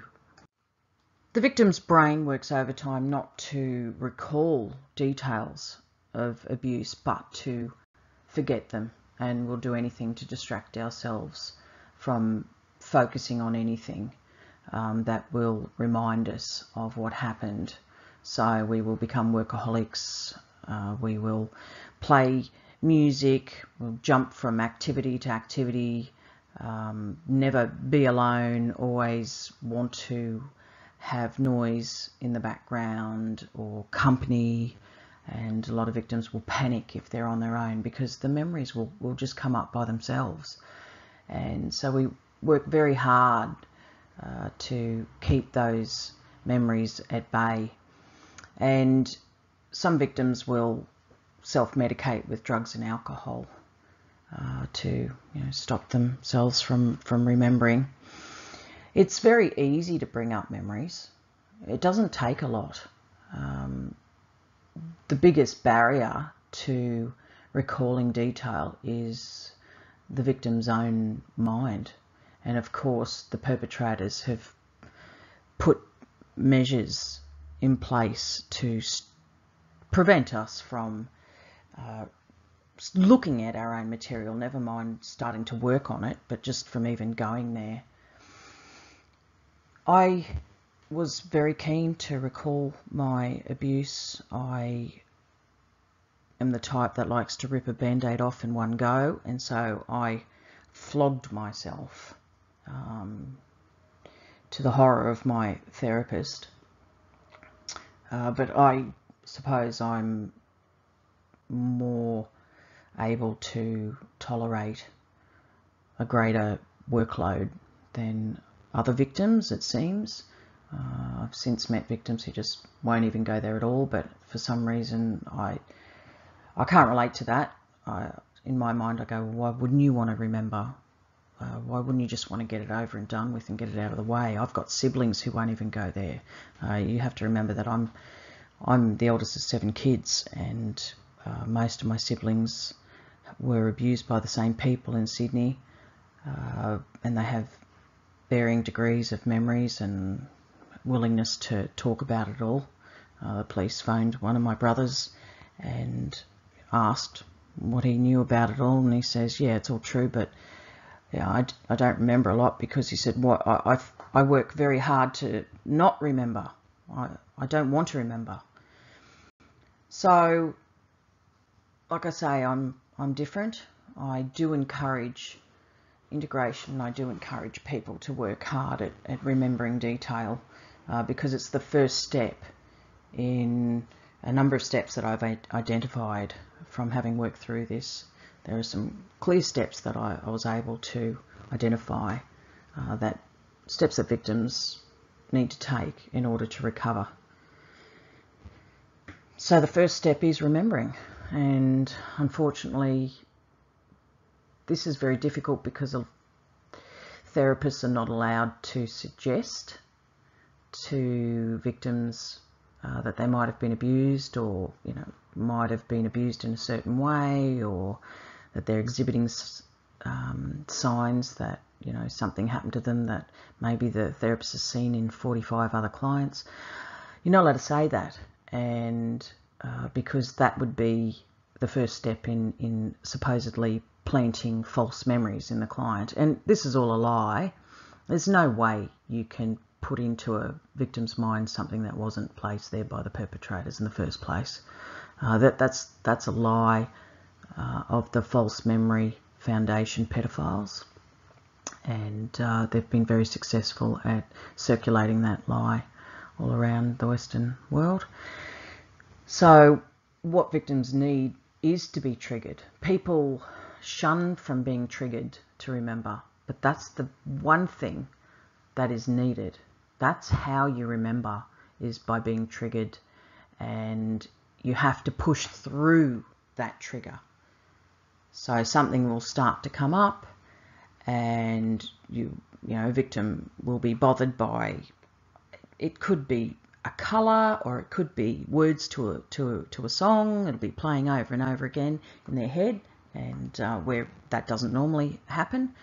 Or there'll be just an image of some kind of terrible thing that could happen to a person, and they'll just be find yourself in your mind, you're being bothered by a certain type of torture or certain act against somebody, and that's a clue that something's coming to the surface. It's volcanoing to the surface, and what you have to do is work on that.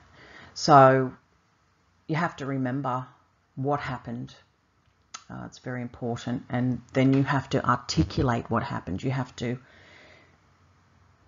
be very clear about what happened. You have to be able to speak it, because that is just part of the process of purging the past.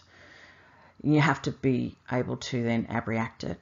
So it's not enough to remember and talk about it. You have to feel the feelings, unfortunately. And those feelings, when you begin to abreact the feelings, you may be feeling those feelings for the very first time since you were, 5 or 10 or what have you. Because if they've used unethical means to force a state of dissociation in the victim, then that pain that the victim experienced while they were going through the forced dissociation process has been put on hold. It's been put on delay. So when those neural pathways connect again, and that's what remembering is, it's when neural pathways that were purposely severed or blocked, when they reconnect, then those feelings are going to reconnect. And so you might feel that for the first time, and believe me, it's as strong as the very first time that you experienced the torture when you were 5 or 10 or, whatever. So they're the 3 steps: remember, articulate, abreact. And you'll repeat those over and over and over and over and over. And that's what I had to go through was for 18 months, over and over: remember, articulate, abreact. Then after I sort of got through the bulk of the really bad stuff, and I found that it kind of worked backwards to the worst things that occurred. So I actually worked back to the 2 worst things. So one was what I showed you about Kidman's doorways that were created. So that was probably the second last major thing that I had to work on. But then I was working back to the attachment violation that occurred in the first place with Gittinger. So that was the last thing major thing that I had to remember in order to achieve integration. So after I remembered, articulated, abreacted over and over repeatedly in a cycle, then I was able to sever the attachment to my abusers, mainly Gittinger, and deal with the attachment violation. And after that, there was another step, and it was closing the portal to my past. I can't describe that very well. I think maybe it's a bit of a spiritual thing that occurred. I just remember when I was dealing with all this stuff for 18 months, it's like a vortex to my past had been opened, and it allowed access to my past, and it allowed me to feel everything. But at the same time, it was horrendous. I was being bombarded and flooded with emotion and memories and flashbacks and all this sort of stuff. Well, that had to be closed at some stage. I couldn't cope with it anymore.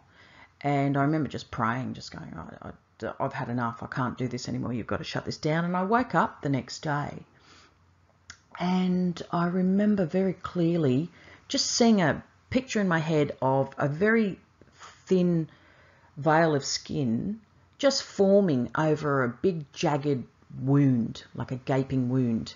And I remember thinking, oh, it's closed, because all of that shut down at the one time. All of that emotion and nightmare I'd been going through for 18 months, it shut down. So it was like that portal to my past was closed. It had been open for 18 months to allow me access to everything, and then it closed.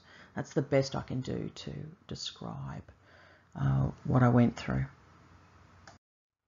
People have asked me, how can they identify when their therapy is working?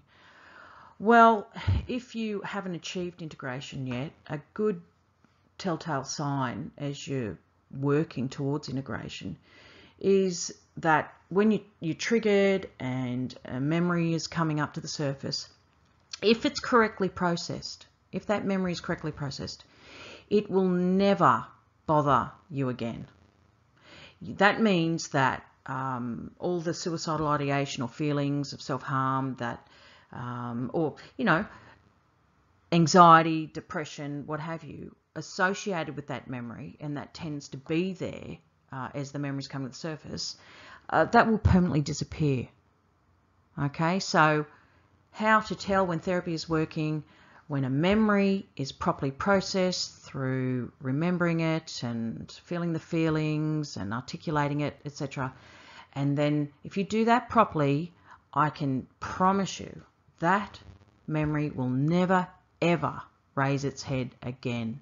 It will just fade into the past.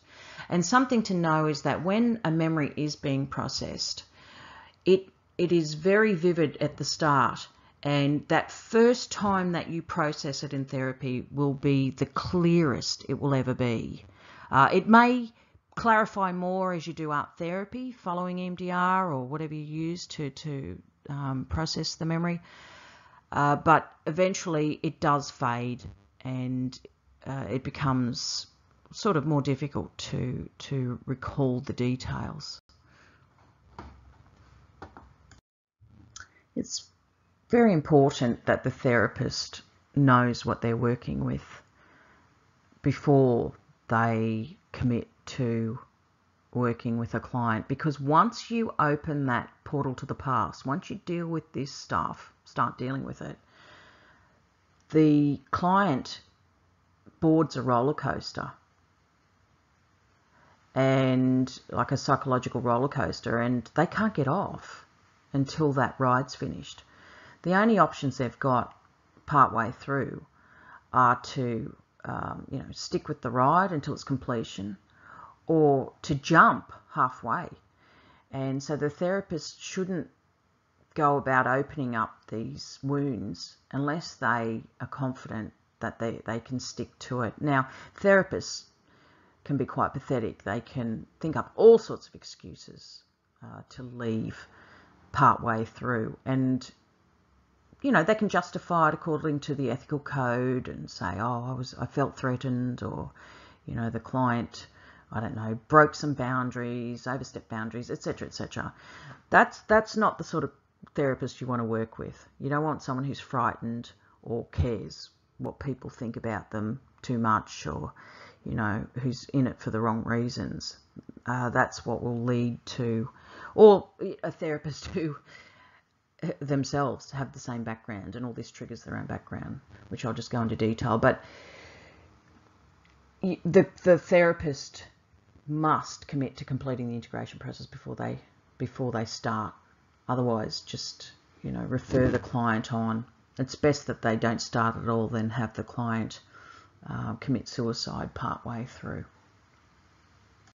So part of deciding whether or not a therapist is willing and able to commit to the therapeutic relationship with a client like this is knowing the potential risks involved for the therapist. So one of the major risks is vicarious trauma. It is horrendous to sit there and watch a client relive their childhood for the first time, and that is something that the therapist must be emotionally prepared to tolerate. Another thing that I just mentioned before was there's the risk of that the client and what they've been through and the detail that they come up with might trigger the therapist's own DID. Because therapists are not trained in this at university,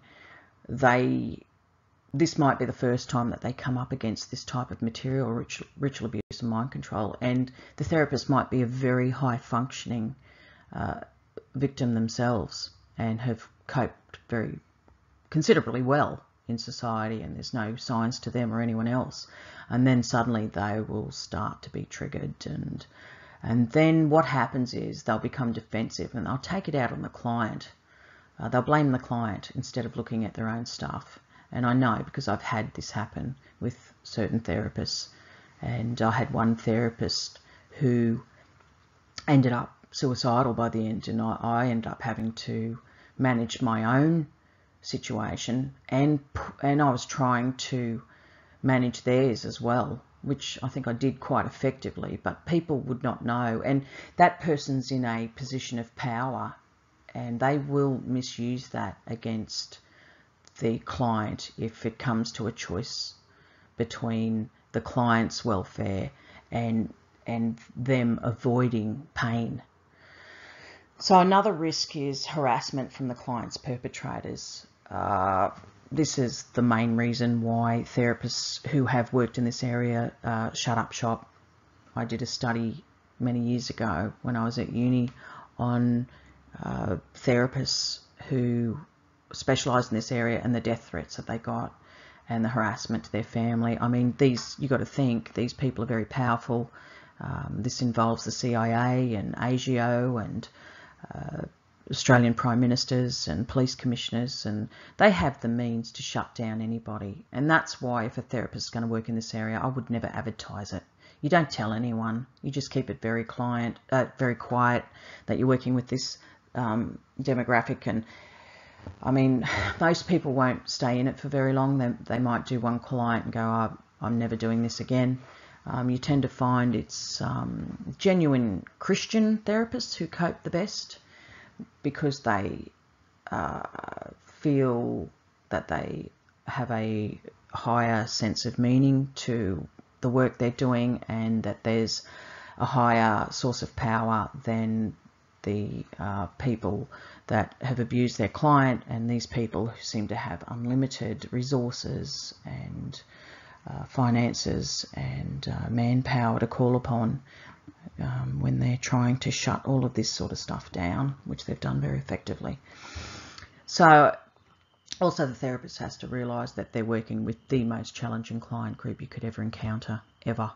So the therapist might be working with a client who is way smarter than the therapist, who has gone through psychological processes that enhance their natural abilities. I mean, that's why they were selected in the first place.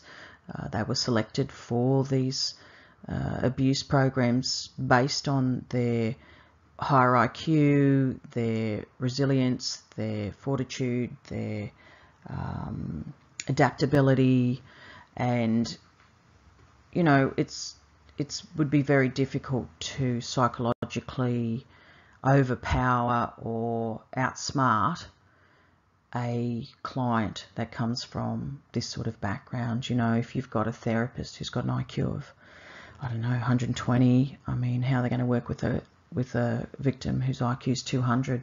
And there's no way you can deceive a client like that, there's no way you can lie, no way you can hide fear. You can't hide anything from them. They will read it in the therapist because they can read their microfacial expressions straight away. And so, you know, it's something to give serious consideration to. Something that is very important to consider is the therapeutic bond between the client and the therapist. This is quite unique when it comes to victims of ritual abuse and mind control. It's essential that this bond is formed so that the memories can be processed. The client will not start to remember anything until they feel as though they're in a safe place and are not going to be killed in the process. The therapeutic bond is completely shaped by the attachment violation that I talked about earlier. It is very complicated, this therapeutic bond, if the perpetrator was a therapist, and usually at least one of the victims' perpetrators was a doctor or a psychiatrist or psychologist. That's the whole point. They're the people who have been trained, they're experts in the human brain and in behaviour, and that's why they were trained. And you know, the whole point to them being there is their expertise in that area. So that is going to flavour everything that happens within that therapeutic environment. If a successful therapeutic bond is formed between the victim and their therapist, then what happens is that every state of consciousness or alter or personality or fragment, whatever you want to call it, every forced dissociative parcel will surface to test the therapist. And this is a very unpleasant experience for the therapist, especially if they are psychologically weak or they themselves are a victim. And then the client's feelings toward the perpetrators, one or more perpetrators, will be automatically transferred to the therapist. So that could be anger, rage, that could be an engagement in sort of mind games, that could be sexual. So I really recommend that female clients work with female therapists because it would be difficult for a male therapist to resist, especially a young, attractive mind control victim's advances, which they will bring out to test the therapist. There are pros and cons to this therapeutic bonding situation. The pros are that the therapist is immediately granted unprecedented access to the client's mind. That can be very advantageous when the therapist wants to seriously work on the client's past. The client will obey the therapist when they're in that vulnerable situation. They'll do as they're told if that bond is created well. And the therapist, their voice will pacify a client mid-flashback or mid-app reaction. All the therapist has to do is speak and the client will respond like a little kid to a parent. The cons are that the client is dependent on the therapist until the portal to the past is closed. Now, this is the big risk that the client takes with the therapist, to trust them at the beginning, like I said, when they board that roller coaster. And the cons are also that the client's anger at the perpetrators will be misplaced at times. And unfortunately, the therapist will be placed under excessive scrutiny by the client because they will expect the therapist to be perfect in everything that they do, because that is what was expected of the victim when they were being abused. They were expected to be perfect. This is where a lot of the perfectionism comes from, and OCD type behaviours you'll see in victims. So what will happen once this bond has been secured? The client will seek the therapist's voice whenever there's a severe trauma, pain, fear episode, as I said, like a baby responds to a mum. And this can be quite suffocating for the therapists, especially if they lack skills and emotional maturity and if they're a victim themselves.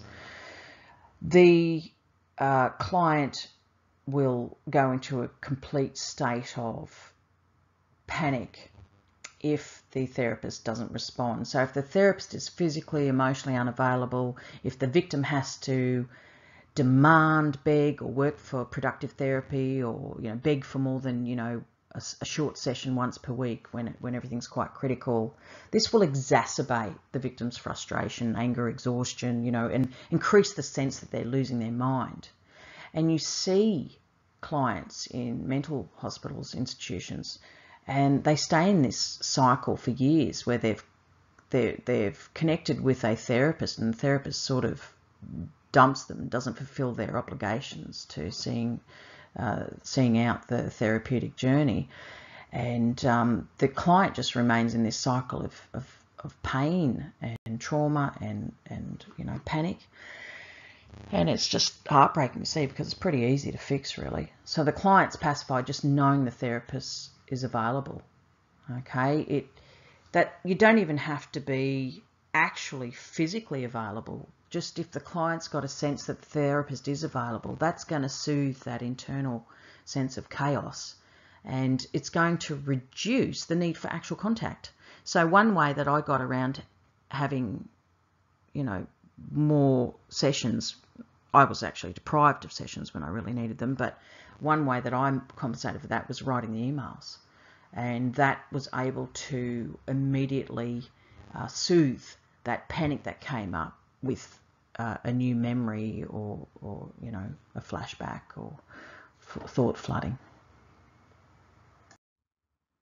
As I said, I'm a fan of EMDR, which is eye movement desensitization and reprocessing. It's a type of therapy which is psychotherapy based, and there's actually a lot of research to support its use and effectiveness. It's not allowed to be used in some states in Australia, maybe because the people making the decisions about that are part of the child trafficking network. Why else would they not allow an effective means of therapy to be employed? I don't know. So EMDR is non-suggestive. It allows the client to process at a manageable pace and intensity their memories and the associated feelings. I, like I said, like to use it in conjunction with art therapy. I think they complement each other perfectly. Prior to having any sort of experience of EMDR, I did decades of art therapy, and I was very familiar with the art therapy process. And then so when I experienced EMDR, I could feel inside my brain that, and the impact it had on my nervous system, that the process felt the same, very similar, and that's what allows me to feel quite confident in it. And it's not like hypnosis. It's not the same as hypnosis. Hypnosis is where the therapist suggests what happens, and hypnosis involves the victim handing their will over to the therapist, and that can be quite dangerous because you don't know really whether or not you can trust the therapist, and if they launch into hypnosis straight away, you don't know if you're actually dealing with an abuser who's going to manipulate your behaviour through the use of unethical hypnosis once you've given your will over, and you can come out of hypnosis and be completely dissociative to what just occurred, and that therapist might abuse you while you're under hypnosis and in a state of dissociation. So I prefer EMDR for a number of reasons. Effective therapy will trigger you. As I said, you have to push through triggers to get to the source of the problem. It's like when I did therapy for my vestibular stroke. What I had to do was the very thing I did not want to do. It's the very thing I'd been avoiding for years and years. And that was being made dizzy, quickly turning my head, looking up, things like that. Well, the physiotherapy that I did required me to shake my head to the point where I felt ill, and to do exercises where I, throw a ball and look it up in the air and catch it, and all these things, that the very thing I did not want to do, and I was sick for weeks doing it. But what it did was it forced the creation of new neural pathways so that they bypassed the damaged pathways in my brain. And it's a bit like that when it comes to doing therapy and memory retrieval and processing in association with ritual abuse and mind control. You're going to be triggered, and I mean, some programming will trigger extreme thought flooding and that sort of thing, and I suppose it takes a skilled therapist to know the difference between thought flooding and flashbacks that need to be turned off because they were there as a defense mechanism, and they were placed by the abusers to turn the client off from exploring their memories.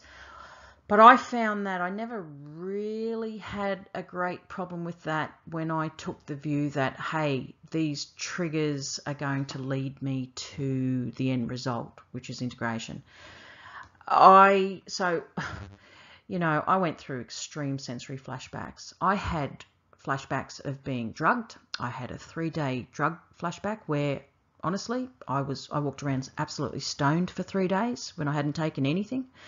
I went through flashbacks of nervous system pain. I cannot describe the pain that I went through. It's worse than childbirth, drug-free childbirth, and I had the two most painful labours that my very experienced midwife had ever seen in her career.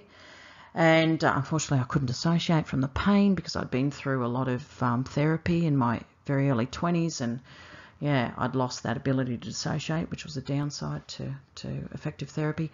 I had flashbacks of being electrocuted. I woke up one evening at about 1 a.m. in the morning, and I just woke up screaming my head off. I could feel a big, maybe it was a 20 centimetre by 20 centimetre pad of an electrode on my back. And honestly, there was no difference between the flashback of being electrocuted via that and actually being electrocuted in real life. And so obviously I was feeling that for the first time. I had flashbacks of spinning,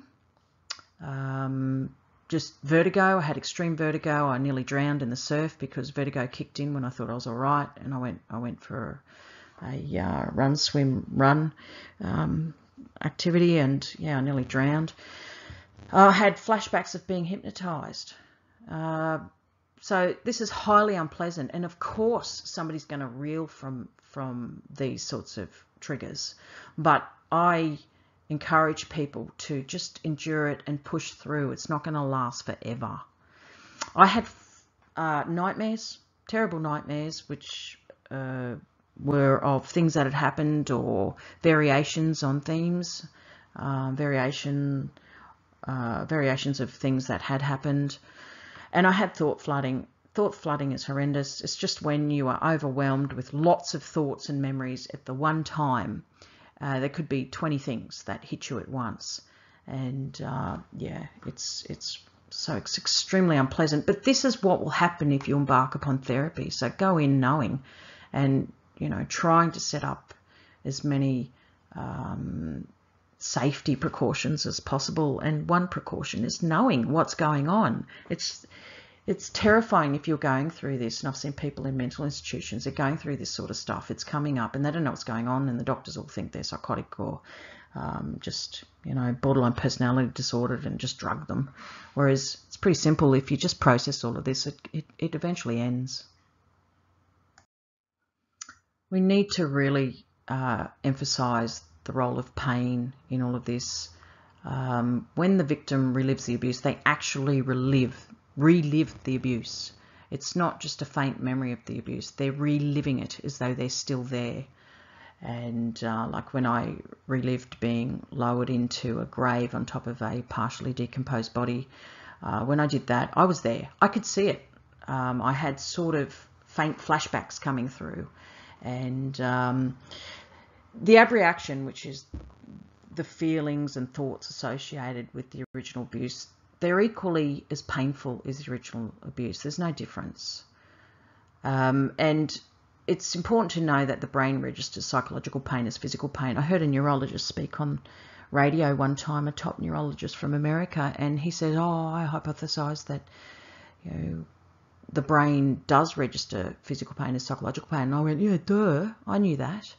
So to leave a person who's in a state of psychological agony and mock them or laugh at them or whatever, as happens in psych hospitals in Australia, and I experienced that, it was horrendous. It's the same as leaving someone who is smashed up in a car accident on the side of the road without giving them any sort of painkiller. It really is a travesty in Australia that mental health staff don't understand the relationship between psychological and physical pain. Know that the side effects of effective therapy include vertigo, as I said, nausea, I was throwing up quite a bit, heart reaction. So when you're going through and remembering being flatlined and, having your heart targeted physically, then when you relive that, your heart will respond just like when you were going through it when you were a child. So I had tachycardia, I had chest pain. It was not panic attack. I have had a panic attack when I was very young. It's not the same thing. Also, the side effect that you've got to be most wary of is in post-suicidal ideation. What you have to know is, and I'll talk about this in detail next, but you have to know that beware of suicidal ideation. It is not your own personal feelings and desires. You don't want to commit suicide yourself. Victims usually want to live, and these programs that perpetrators are able to implement include feeling suicidal whenever you go to recall a memory. So let's focus a bit on the suicide programming. So every file within the victim's programming is protected by a suicide program. Okay, so every major file without fail. So, therapists are going to constantly come up against this suicidal ideation. Memory recall is the suicide trigger. So working on memories is guaranteed to bring up suicidal thoughts in the client. So to permanently disarm that suicide trigger, you have to process the memory, and I recommend via EMDR and art, and abreact the feelings. So you have to express what happened to you and feel the feelings and the thoughts that you had at the time of the abuse. If you don't do this, if you don't immediately process the memory, then your symptoms are going to get worse, and the client will increasingly become at risk. So it's very important for therapists to be aware of this and be on the lookout for this cycle, which is guaranteed to be there. So just to emphasise the importance of bilateral stimulation, on top of the EMDR and art therapy, in between therapy sessions, I would be recommending you swim. Swimming is phenomenal for cognitive processing. I could feel the trauma dissolve away and just completed the integration process as I was doing laps. If you're not a very good swimmer or a strong swimmer, you can always go for lessons and improve. If you don't like having to turn your head, I couldn't because I was getting vertigo all the time. You get these snorkels, and so you just get a set of fins, short fins, which keep you buoyant if you're not a great swimmer, and a snorkel.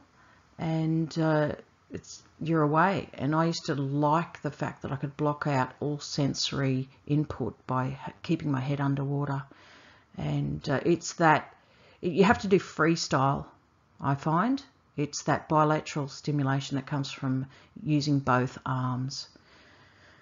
So typing, like I said, typing is a bilateral activity, and the writing and expressing myself in between sessions help to process the trauma and the memories. And of course, art. I mean, as I said, art therapy was invaluable to draw. And you don't have to be good at art. People think you have to be an artist to do art therapy. No, that's not the point of art therapy. It's supposed to be art as psychotherapy. So it doesn't matter if you can only draw stick figures. The important thing is that you draw. And I always say to people, draw, draw, draw. If stuff comes up in between sessions and you can't get to your therapist for whatever reason, draw it.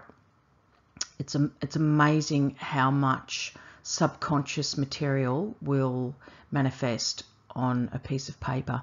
You just go out and buy those fat kindergarten crayons.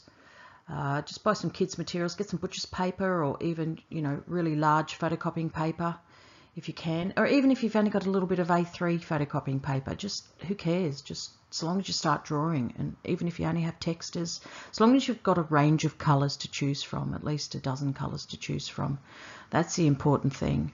And I find if just on the back of your piece of paper you write the date and the order that you did the drawings in, so if you want to take them into your therapist, you can show them.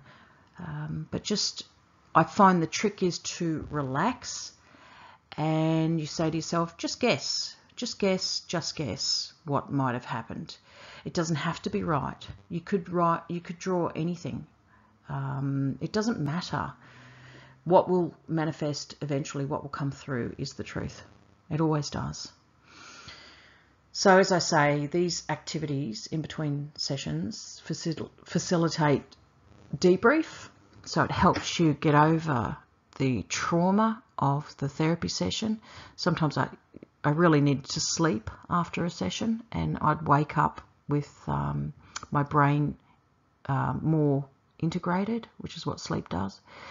And it's, like I say, it's the active cognitive processing, which is what these activities all have in common. So I'm going to give you an example of what I did in therapy. This is a sample session, and it was the final significant therapy session that I ever had, and it was the session in which I reached the core program, which was the attachment violation when I was 5. That was committed by Gittinger. Now, as I say, I planned my therapy. There was no expert in Australia. Believe me, I looked. And so I did lots of study and lots of practice, and I got to the point where I could, to a large extent, plan and conduct my own therapy. I just needed a therapist there sometimes to hold my hand, and I would instruct her as to what to do. And she fought that, but in the end, it turns out I was actually right in what I was doing. So I'm going to read this session. This is from an email I sent my therapist. It shows my dark side as a client. I'm not saying I was an angel by any means. And this is a good example of how difficult it is dealing with victims of VIP trafficking, mind control, ritual abuse, somebody who's high IQ. This is what you have to deal with. So the session email read, "This is what I need to do. I need to deal with the attachment violation. Whatever Gittinger did to abuse this phenomenon has risen to the surface of my consciousness. It's preventing me from functioning. Unfortunately, I must endure more pain before I can deal with it. I can't concentrate, study, function in this state of distraction. Anticipation of this planned remedy is all that is sustaining me right now. I need a double session ASAP.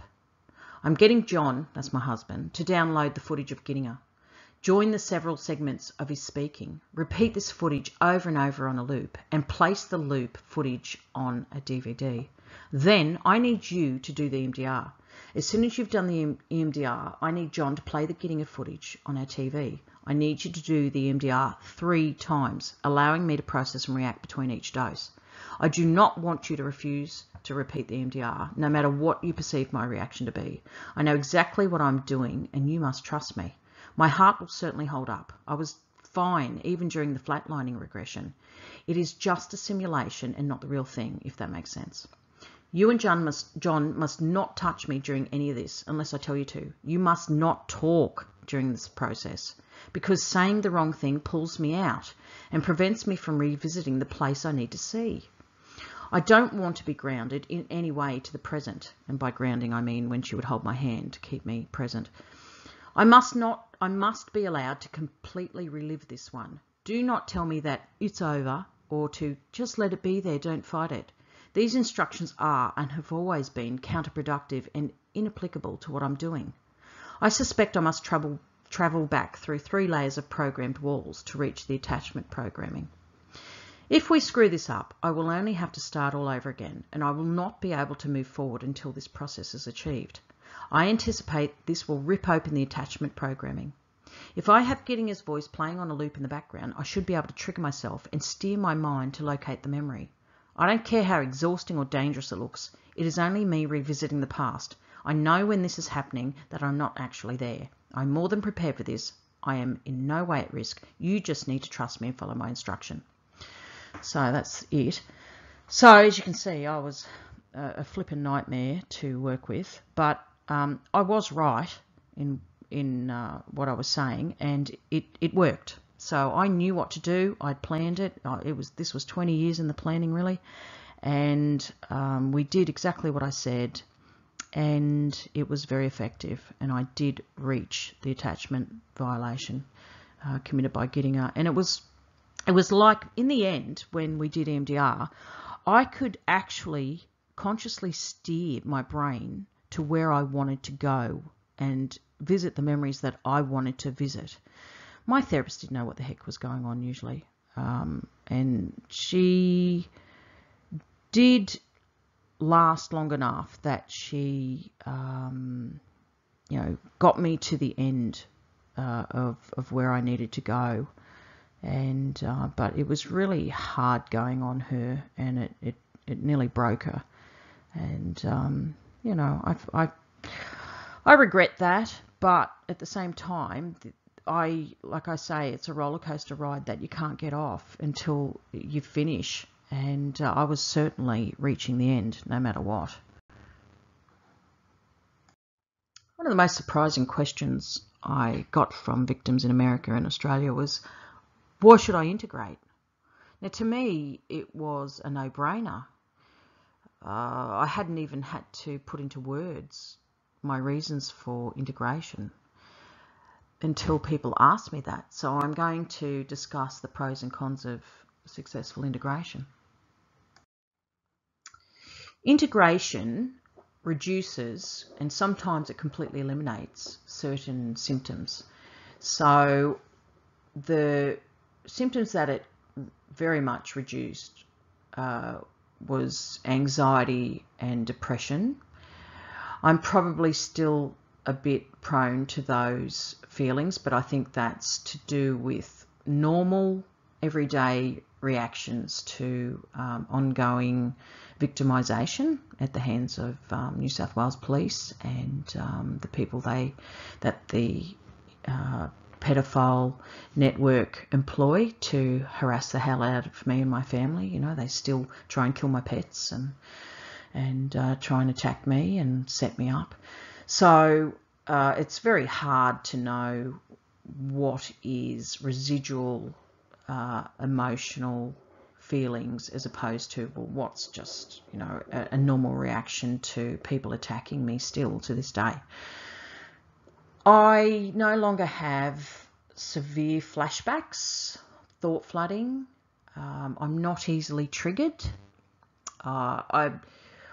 Prior to this, I could have been very easily triggered by my abuse, and I would have still been moderately susceptible to someone using programmed triggers to try and access me, although that really didn't work very well with me. I remember one person that years ago, after I dealt with the first half of my abuse, the ritual side mainly, and supposedly was taking me out to dinner. This is before I was married, and we're sitting down looking at artwork, and suddenly he leaned forward to me and said, "Beelzebub, Lord of the Flies," like out of the blue. And that would normally be a trigger, but it had already been broken. I just turned around and said, "What the hell has that got to do with the price of fish?"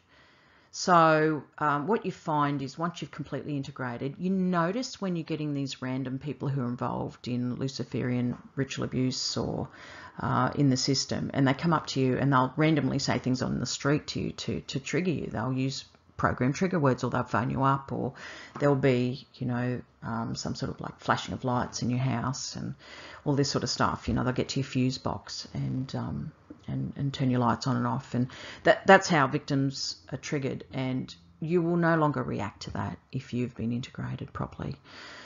You might still be a little bit triggered by seeing things that are, reminiscent of your abuse, but there's no comparison.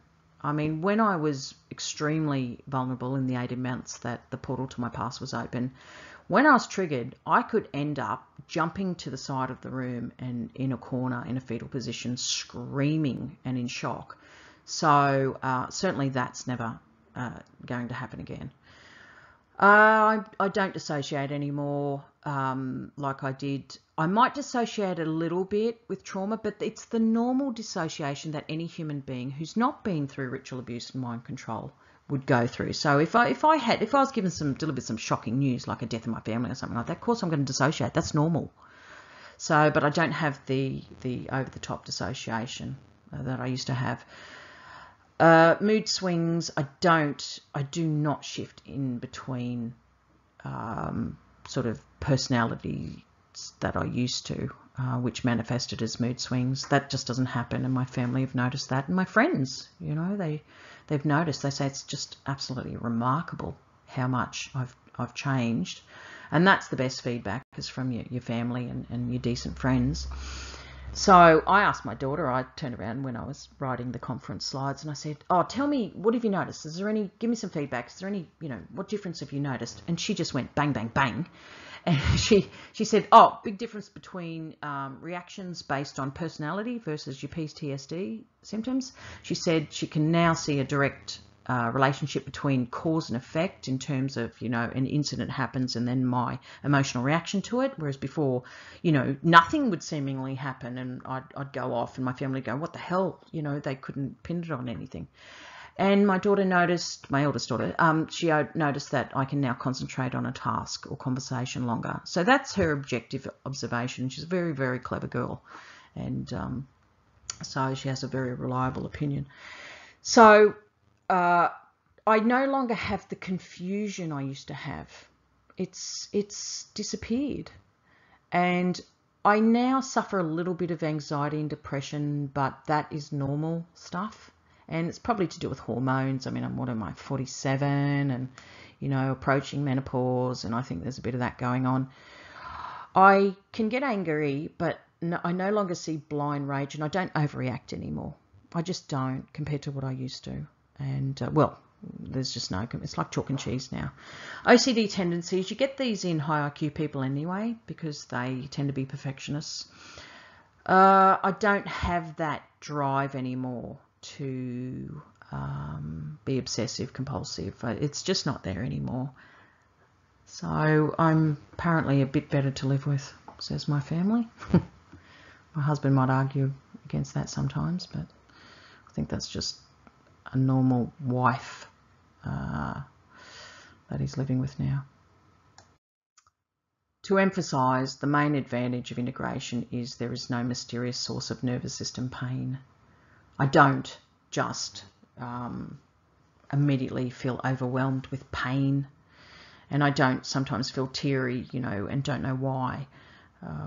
All of those feelings that you have usually are linked to unprocessed memories of seeing terrible things happen to other children that you care about and other people. So I don't have that now. And it's difficult to put into words how things are now.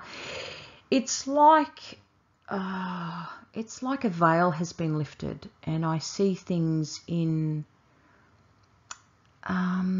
colour now, instead of before it was black and white, or it was an oversaturation of multiple colours. It's hard to describe it. Before, things were felt a bit too strongly. Now everything's quite moderate, and I'm not in so much conflict with people.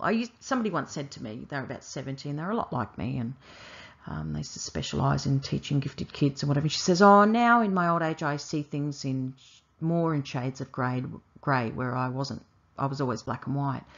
And I say that, I said, oh, that'll never happen with me. I'm very black and white. Well, I have to admit, she was right. I'm seeing things more in shades of grey. I can compromise a little bit more, but I'm not the type who will compromise when it comes to ethical matters. I'll die fighting for what I believe is right, and you'll never change me on that. Now, I don't know if these are actually a list of cons, but some things that need to be acknowledged. Look, integration reduces but does not completely eliminate PTSD symptoms. That's what I've discovered. I was hoping that all my PTSD symptoms would disappear. Well, they don't, especially if you continue to be victimised, as they do. You're not going to react the same way as you used to before and go into a complete state of lockdown trauma. But you're still going to able to be triggered, and you will still have that that mild PTSD response. The client may still process new memories post-integration. I'm still processing memories. I'm still, these people had access to me from age 1 to, what was it? I was 16, turning 17. That's a lot of years of information to process, and that's what my therapist says. Well, I suppose, Fiona, a lot's happened and you've got a lot to get through. But when I process things now, it certainly is nothing like what it was before. It lacks the intensity of before. It's similar, but it's like a shadow of what I went through, especially during those 18 months of processing the military abuse. A negative is I can't dissociate from normal pain anymore. Like I said, when I was going through childbirth, it would have been quite handy to have not integrated before as much as I had, because I used to be able to completely dissociate from pain. I did not feel pain as a teenager. Just didn't feel it, physical pain. I could be beaten up by my father, but I never felt it. It was nothing.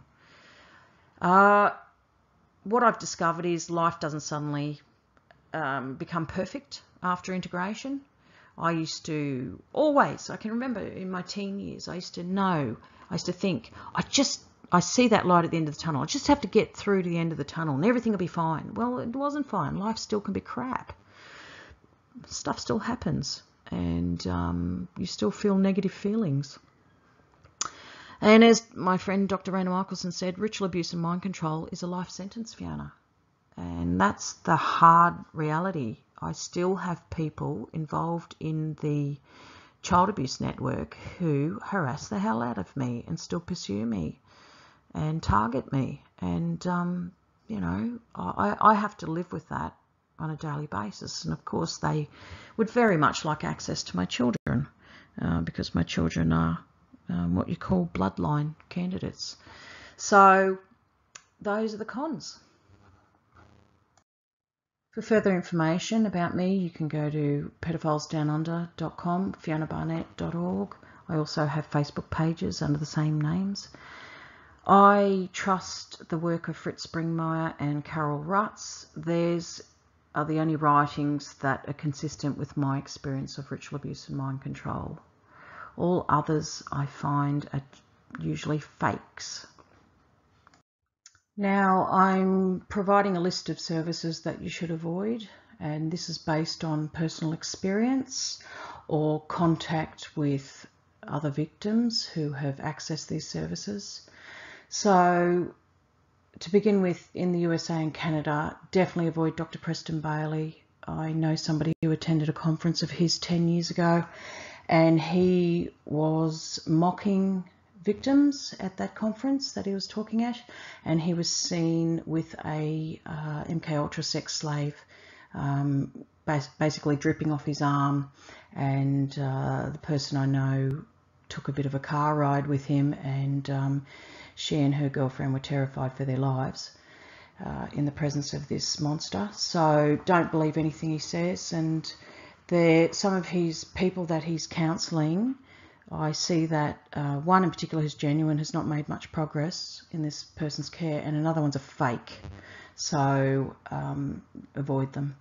Colin Ross, I have nothing good to say about Colin Ross. I had a therapist come up to me at the conference I presented at, which turned out to be sponsored by Ross, and she said that basically a client of hers was bumped off at Colin Ross's institute.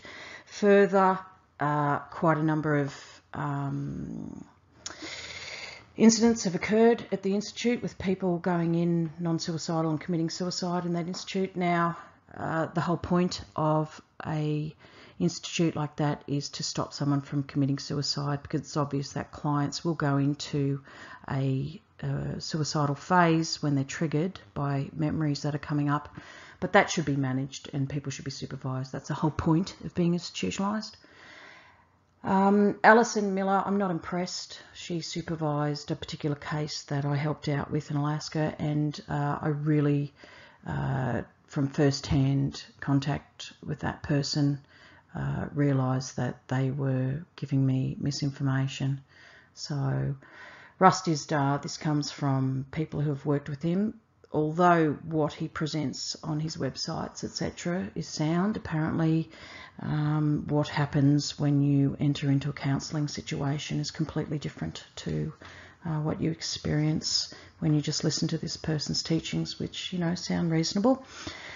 In Australia, avoid like the plague anybody associated with Bond University. I made the mistake of going to a psychologist who had graduated from Bond, and she wrote a disgusting report for Victim Services New South Wales saying that I murdered my grandfather. I was actually in Brisbane when my step-grandfather was suicided by the pedophile ring. His autopsy report noted suicide by hanging. And she was taken before a board, an ethical board, and forced to change that report. Basically, I graduated from Bond Uni, and I can say that it's infiltrated by Luciferian pedophiles and people who like to cover up pedophilia, and lecturers who write and publish pro-pedophilia material and teach pro-Elizabeth Loftus materials in their classrooms. I would not trust anybody who has relied solely upon their education from Bond University, and it's up to the discretion of the individual. David and Raylene Thompson from Watchtower Ministry, South Australia. David Thompson is ex-military. I had personal experience with him. I was pressured to go down and attend sessions with him, and on about the third day he became verbally abusive, asked sexually inappropriate questions and raised his voice at me, and was basically, I think, trying to trigger me to dissociate. He was an absolute disgrace and a monster, and he should be shut down. And I only just escaped from there narrowly, I think. Bravehearts is fake. Don't go there. I've had a lot of personal association with Bravehearts and contact through my sister-in-law, who associated with them. They basically are information gatherers, and they say that they help survivors, but they don't. I've had multiple victims contact me complaining about Bravehearts and how they were treated through them. And if you look at Sarah Monahan, who won a case against the Hey Dad pedophile on set, her biography will document her grievance with Bravehearts. Bravehearts basically sabotaged her case and nearly shut it down. And that's what they tend to do, I've found. I don't trust Liz Mulliner and Heal for Life. I don't trust them because of victim testimony to me, and because Liz Mulliner was actually the person who worked with a lot of my perpetrators in the theatre scene, and she was very close with Anthony Kidman and Nicole Kidman and that group, and how she and the theatre that John Bell, one of my perpetrators, associated with. So how on earth she wouldn't have known that everybody was being abused through that scene is beyond me. Blue Knot Foundation, formerly ASCA, was very poorly managed in the past, and I don't think anything has changed, so I wouldn't trust anyone in that organisation with my information. So there's a lot of others I wouldn't trust either. I have question marks over any Australian hospital that says they specialise in DID, such as Belmont in Brisbane and various organisations. I wouldn't go near a psychiatric facility in Australia. I usually find they're infiltrated by perpetrators. It may not be all the staff in the organisation, but it only takes one to get to you and trigger you if you haven't been integrated. And that's a big advantage of integration, is you know, you're not so at risk of being accessed by these perpetrators. So that's it. That's the basic content of my Seattle conference, with some changes and some enlightenment that I've had since being over there, some conclusions, analysis of my experience. Look, I hope that helps victims to at least identify whether or not the therapist they're with has potential for helping them to heal. I hope it, by watching what I've been through, other victims can identify with at least something in what I experienced, and I hope it helps steer them in the right direction towards healing.